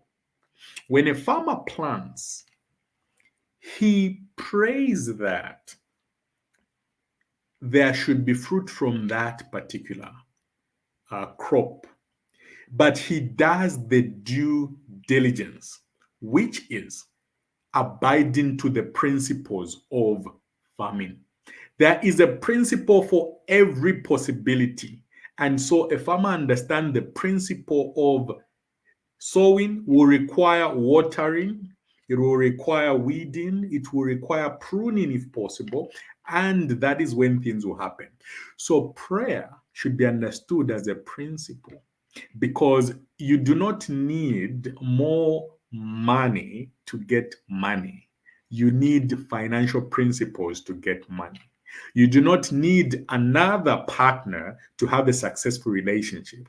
You will need relationship principles. You may divorce this person and get to another one and have the same challenges without relationship principles. Even prayer has principles, and the principles of prayer that we have not known for so long is faith, because faith without works is dead. So if we're going to pray, let us understand the principle of prayer. And what makes the principle of prayer is actually work. The fact that you work on what you're praying on proves that you understand what you're praying for. If you only pray and don't work on it, it means you do not know what you are praying about. I hope that answers. Thank you very much. I think that answered so much more to so many questions people has been asking in Africa. And why do African people pray more instead of working? I think our youth are listening and they've got to understand that even with prayer, you need to work, because even the Bible stated it that He's going to bless the works of our hands. So you have a work in your hands before the blessings will come. Thank you so very much, Dr. Clinton. I think I don't know if you have there is any other question in the comment section. Please, if you have anyone, you can bring it up. But I have a question I needed to ask you personally. When you started, it said our thoughts are a suggestion based on our experience and exposure or what we've been exposed to. And you talked about these particular thoughts and experiences influencing both our career and also influencing our relationships. Now, for people, because with what is going on in the world right now, especially on social media, we see people having this belief system that marriage, I believe we'll have young people here who are still single. Maybe probably I'll ask this question for all of us. People having this thought that marriage is a tug of war, maybe because of their personal experiences or coming from a damaged home, and probably that has already affected their mindset and their thoughts. How do you think such individual can come out from such mindset and also, transform to a positive mindset of seeing marriage or probably relationship as one beautiful thing and not just a hostage? Thank you. Thank you for that question. So actually that just falls on the right laps, because the other thing that I do is that I am also a therapist. So if you read my bio, you see that I am a director for a mental health company, and there I also offer psychotherapy. And one of the cases that we have to do with relationship matters, and that question really falls under the right um, lab. And to answer your question, what we need to do is to acknowledge the fact that we all have been traumatized. And a person coming to such a conclusion is evidence of the trauma that they carry. And so a lot of people have gone through abandonment trauma, they've gone through partner betrayal, post traumatic stress disorder. And people have now developed a phobia that we call gamophobia. Gamophobia is the fear of commitment and the fear of intimacy.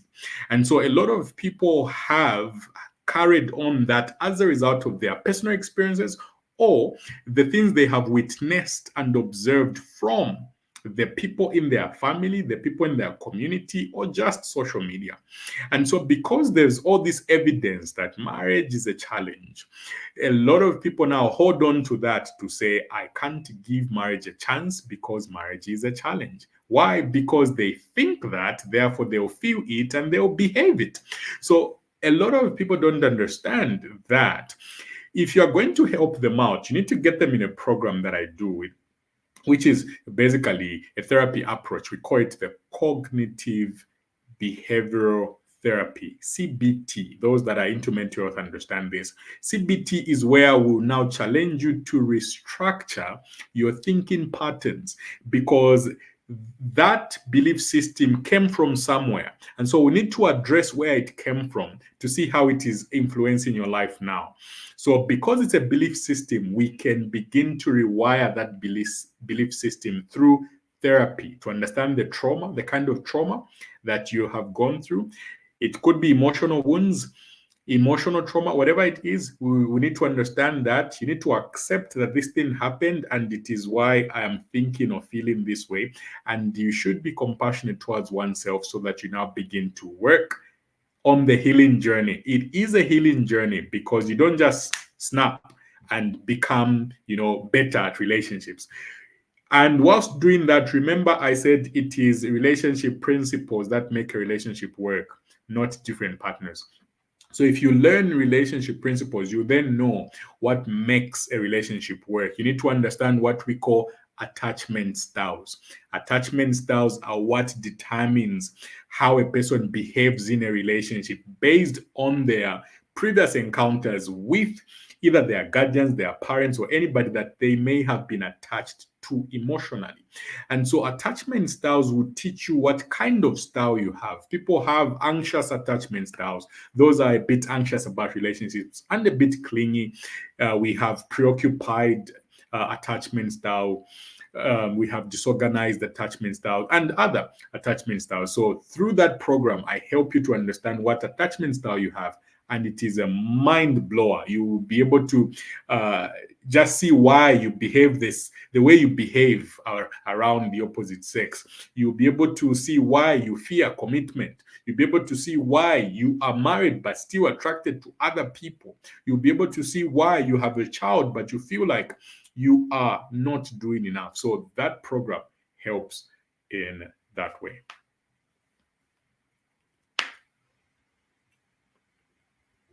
You are currently muted. No, thank you so much. This is very helpful, and I believe we all are learning, and our audience as well have got to, have an answer to this.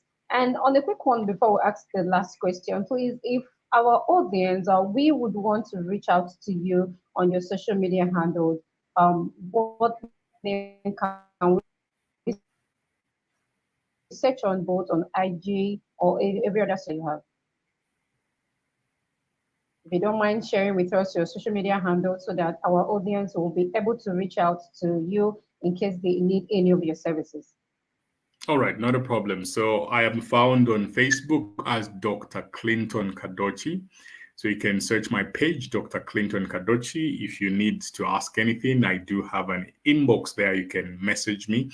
I am also active on LinkedIn. So you can find me as Clinton Kadochi MD, Clinton Kadochi MD on LinkedIn.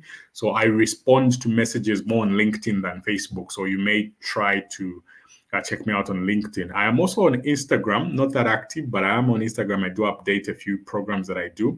So on LinkedIn, I am Dr. Clinton Card. Dr. Clinton Card. That's on LinkedIn. And my WhatsApp, I do have a business account, so you can text me on +26 0973 281182 +26 0973 281182. That's for my WhatsApp. I also have a WhatsApp channel. It is Dr. Clinton Kadochi. You can follow my channel on WhatsApp and just get updated with a few works that I do during the week. All right, thank you very much to our listeners. You've heard his social media handle. Please quickly follow him up there. This will be the very last one, please, because we are talking about navigating our thoughts and all that. You stated that every individual on each day has about 60 to 80 thoughts per day, 80,000 thoughts per day, and 75% of those thoughts are negative ones. And owing to the fact that negative thoughts influences our actions negatively, so people have been seeking for solutions on how to make sure we can come out from those negative thoughts. Do you think it is entirely proper not to have negative thoughts? And also, how do we reduce the percentage of these negative thoughts per day so that it will improve, probably the positive aspect of it will improve our behavior and also, should I say, our behavioral patterns? Thank you so much. Great, that's a good question. It is. I should mention that it is normal to have negative thoughts. It is not normal to act on negative thoughts. I'll say that again. It is normal to have negative thoughts. It is not normal to act on negative thoughts. This is because when we have these negative thoughts, like I said, they are natural negative thoughts. 75% of our daily thoughts in a day are negative, meaning that 25% of our thoughts are the only thing that is positive. So you have about 75% of your mind against you, and only 25% is what is, for you, meaning that you need to be intentional on thinking right. I didn't say thinking positive. You need to be intentional on thinking right. Why? Because when you think right, you feel right and act right. But not every situation will accord you the opportunity to think positive. When you receive a funeral and maybe your beloved is dead, could be, somebody close to you or your parents, you will not think positive in that moment. But you can think right. I hope you are getting the difference. You will not think positive in that moment, but you can think right. That is why not every opportunity will afford you, not every situation will afford you the opportunity to think positive. I am against positive thinking, because at times it gives us positive toxicity. I'll talk about that sometime later if I'm given an opportunity. But there's what we call positive toxicity, where a lot of people just want you to be happy, happy, happy, happy. No, life will make you introspect in sad moments. We have people in the Bible like Job. They went through a couple of things just so that they have the wisdom that is written in the last chapter of Job. We have people like Solomon who had a phase in his life where he was regretting a lot of things, and today we do have the book of Ecclesiastes where we get to see that this man, because of the dark times that he went through, he was able to think right. But he wasn't thinking positively when he was going through all those things. So it is possible for you to think right even when you can't think positive, because we associate positivity to happiness. But not every situation in life will make you happy. Some situations will make you sad, and it is right that you are sad. But turn that sadness into something that will be right for you. So how can people work around that? There's what we call thought management. Thought management will help you to understand wrong thinking patterns. Wrong thinking patterns in science are called they are called the cognitive dissonance, or just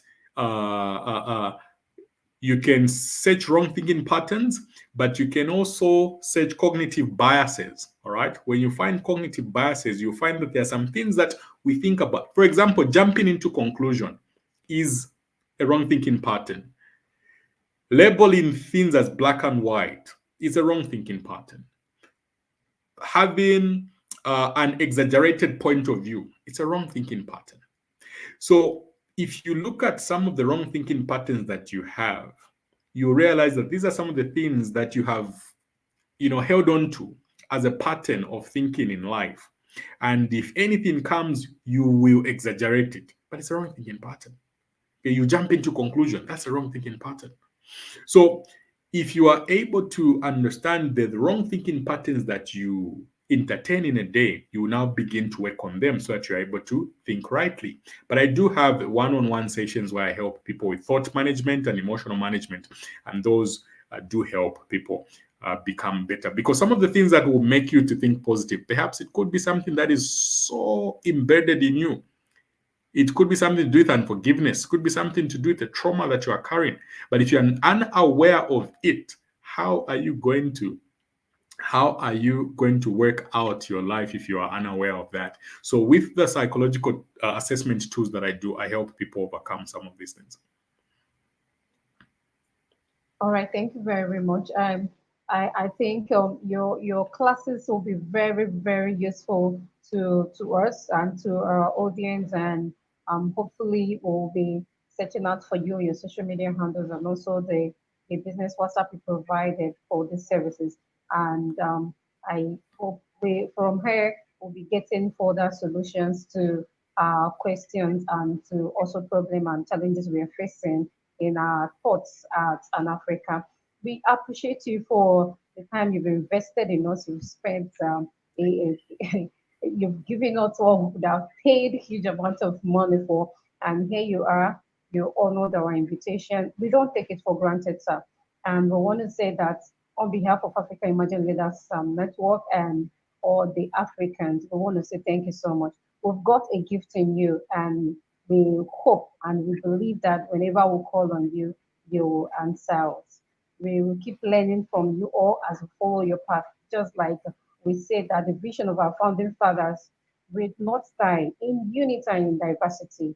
And we hope to have more of you next time we will call you. Thank you so very much, Dr. We just have a few seconds here to go, and I believe maybe because of time, I would be saying, if do you think that social media has a pattern where it has affected our thoughts as African youth, or do you think there is a way we should avoid some of those things that triggers the negative thoughts as an African, so that we can channel the energy more on positive things that can drive the change in Africa and also our career?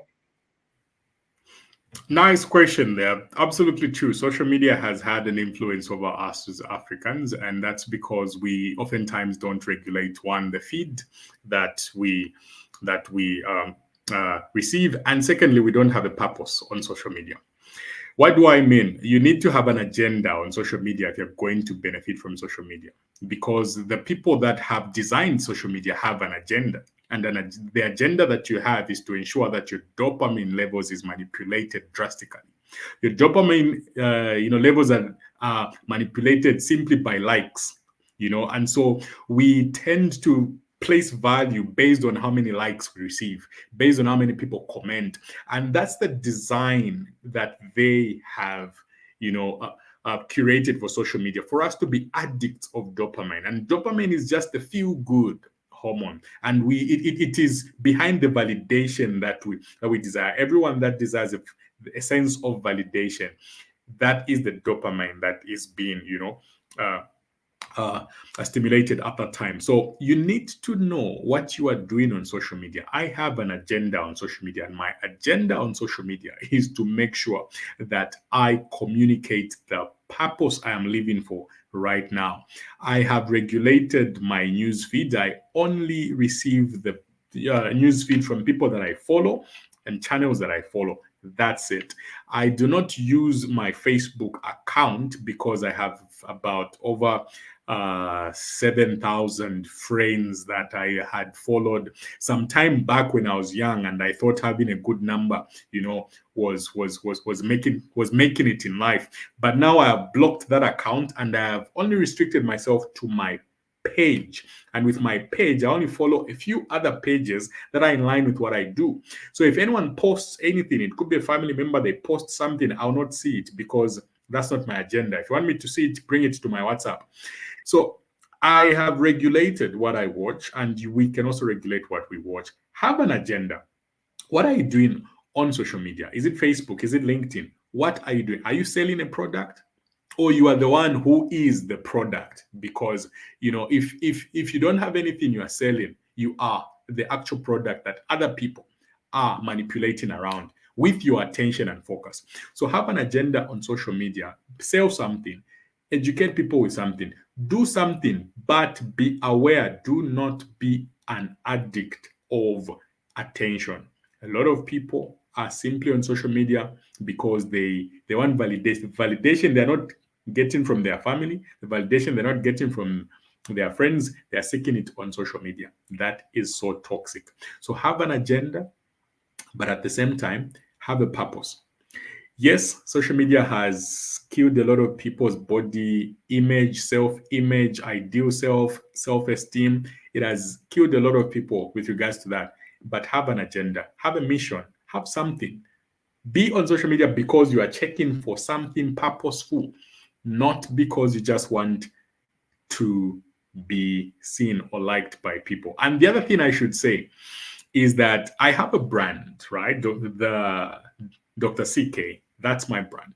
But I understand that not everyone on social media likes me, but they like what I communicate. So do not confuse that with people liking you.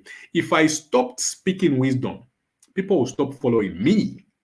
So if you also detach yourself from social media that way, it will help you very well. So I have detached my personal life from social media. What I do there is business. So I may be sharing all these tips and wisdom. That's business for me, because I know that if I stopped sharing this wisdom, you will stop following me. Uh, you will not even bother to check. Dr. Clinton, it's been a while. Is everything okay? No, you will not do that, because what has attracted you to me is the purpose I am doing on social media. So that is what you should understand with regards to social media. All right, thank you very much. That will be the last question for today, because I know that we bombarded you so much with so many questions. If you leave us, so we would want you to keep on staying with us, but because of your time, let us just save that for you. We want to say thank you very much for joining us once more. On behalf of the organization, we appreciate you for coming, and also, we are grateful that you honored our invitation, and we don't really take all these things for granted, sir. And hopefully, we are going to be meeting you some other time, and in a very more unique way. And definitely, we keep on appreciating the gift of you to Africa and to Africa Imagine Leaders Network. Thank you very much, sir. I think that will be all for today. Thank you so God bless you, and please do have a lovely evening, and warm regards to your family. Thank you so much, and glad that I joined. Till next time. Goodbye. Goodbye, sir. Thank you. All right, thank you very much. That was a wonderful one from Dr. Clinton Kazuch. If this moment was really awesome, and as you all may know, we will be proceeding to the next section. And I hope you learned so much thing from what he has just said. It's for me, it's a really a transformational moment for me, because I had to learn how to take care of my thoughts, how to, navigate those thoughts, because he has stated that definitely you're going to have a very negative thought during the day, but make sure you don't stay negative about it. Make sure you work towards staying positive, because he said everything is not going to make you to be positive, but you have to learn how to navigate these things, and make sure that you don't allow your belief system or the experience you've had in the past to hold you down. Remember, he shared his social media handles. Please go ahead to follow him on his social media handle, and also the WhatsApp business he has provided. Do well to reach out to him, but make sure you don't invade his comment section or his DM, with so many annoying messages. Go there professionally. Remember, our first speaker for today talked about pitching people, and also Dr. Clinton talked about writing a proposal and being given a listening ear. If you come in a very more professional way, you'll be listened to. So, without wasting much of your time, remember today is our grand finale, and I know someone is excited. Okay, I can see in the comment section we've learned so much. Thank you so much for joining us. And at this moment, we'll be welcoming someone very important to the body of this organization, a woman who has proven to accept that gender is not a limitation to things he can achieve. She is someone who I respect so much because she carry Africa on her shoulder. She is not a person, but the vice president of this prestigious organization, Africa Emerging Leaders Network, in the person of Miss Covenant Ikedinobi. She is also being known as the Land Queen of Africa. Please let's put a round of applause as we welcome her on stage. Hello, welcome. Hello. Hi. Hello, every amazing African. Can you guys hear me? Yeah, Am we I can hear you loud so and much, ma'am. oh, that's Can hear you. beautiful. That's beautiful. Good evening, every amazing Africans here listening to me. This is Covenant Oluchi Kedinobi, known as Land Queen of Africa. Of course, this is Africa thing, so I am Land Queen of Africa, and I'm super excited to be on your screen this evening. It has been an amazing sessions right from day one of this amazing conference, and believe me, it has been a back-to-back, you know, values, knowledge, and all these things is not something for you to just learn and keep it to yourself. I want to give a special appreciation to all our amazing speakers from the day one, day two, day three. Omo, it has been a great ride. Thank you so much, all our amazing speakers in various African countries. So I want to say thank you. I want to say thank you to all the participants from day one to day three. Of course, you know that if you participate for good 2 days, you need to fill there's a form already at the comment section. Fill it, then you get certified. Okay, that's the form. You can just click on it, fill the form for attendance, and you will get a certificate backing it up, right? So I want to say special thank you. And I want to say something to all the African leaders out there. We are all leaders. We are not just here alone, we are doers. Just know that anything you do today, if you do a bad thing as an African, you are not just giving yourself a bad name, but you're giving African as a whole, because you are representing not just yourself, you're representing Africa as a whole. So why am I trying to say this? All the things you've learned from day one, day two, day three, the vision of our founding fathers, you need to put it inside of you and act it out. You don't need to sleep. You don't need to be in your shell. You don't need to start. You don't need anybody to push you. You don't need anybody to tell you what to do. The world already, you know where the world is going to. You already see what is happening in the third world countries. See what is happening in the Western country, and look at yourself and look at where Africa is. And the solution you're looking for is between me and you. You own it, I own it. But if we kill it inside of us, then we can't do anything. Nothing will come out. But if you're able to harness your potential, you're able to harness what you know, you're able to build something. I want us to start building. I want us to start creating. As an African, you need to start creating. You need to start building something for yourself. Even as a student, as a worker, or as a lecturer, or as a politician, whatever you are doing, you need to expand it.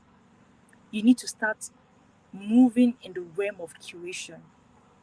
So start creating something for yourself that will put Africa in the limelight. Like yesterday, one of the speakers was talking about the way people have projected Africa. Every day you project the bad things Africa do, and that is why the Western countries will keep seeing us as subject that cannot do something meaningful. Have you ever asked yourself one question? That what is that one project or one investment or one business or whatever or app that an African produce that is globally used? Ask yourself that question. If there is not, if there is, if there is nobody or any African that has done something what's like that, then you should start thinking. You should start rethinking. You should start thinking of something you need to do that will be globally recognized and used. Everybody's using Facebook today. Everybody's using. We all love Tesla. We all love what Elon Musk is doing. We all love this. But which one is an African man or a woman doing? So this conference is not here to motivate you. No, you're already motivated. But this conference is here to put you up, to make sure that whatever thing you're already doing, you need to put more effort. So I want to say thank you. I'm not here to come and speak English or say any other thing. I'm only here to do what? To just encourage you and encourage myself to put more effort, to uh, push up what we are doing and make sure we are not, you know, we are not slipping behind. So I want to also appreciate the convener for this program. Thank you so much, the convener, the president for this conference, African Emerging Leaders Network, the executive directors, the executive team, the national directors. In fact, I want to say thank you. You guys did amazing work. And all our amazing participants, thank you so much. And on this note, I want to wish you a beautiful life, a beautiful representation of Africa, and I want to wish you progress in all your endeavors. Thank you so much and have a lovely day.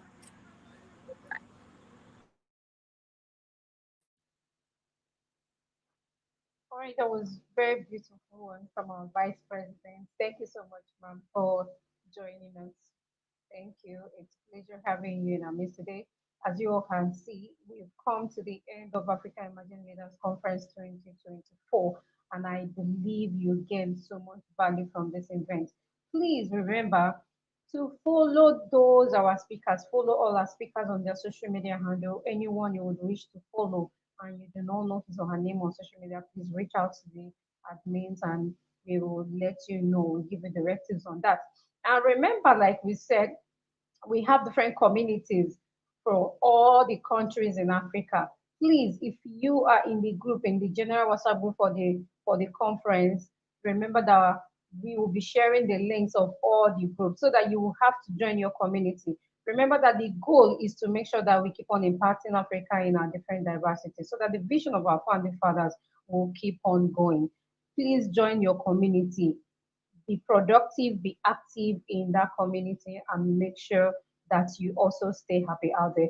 On behalf of our president of African Emerging Leaders Network, in the person of Precious Chukemeka, we want to say thank you very much for joining us from different countries. Remember, we had 47 countries present in this conference, and we want to say thank you so much. Africa is blessed, you're blessed, and everyone else is blessed. Please go out there and shine out the light. Make sure you put everything you've learned in practice, and we'll see you in 2025 Africa Emerging Leaders Conference. Thank you for joining us. My name is still Loveline George, and I hope to see you some other time. Thank you. Have a lovely evening.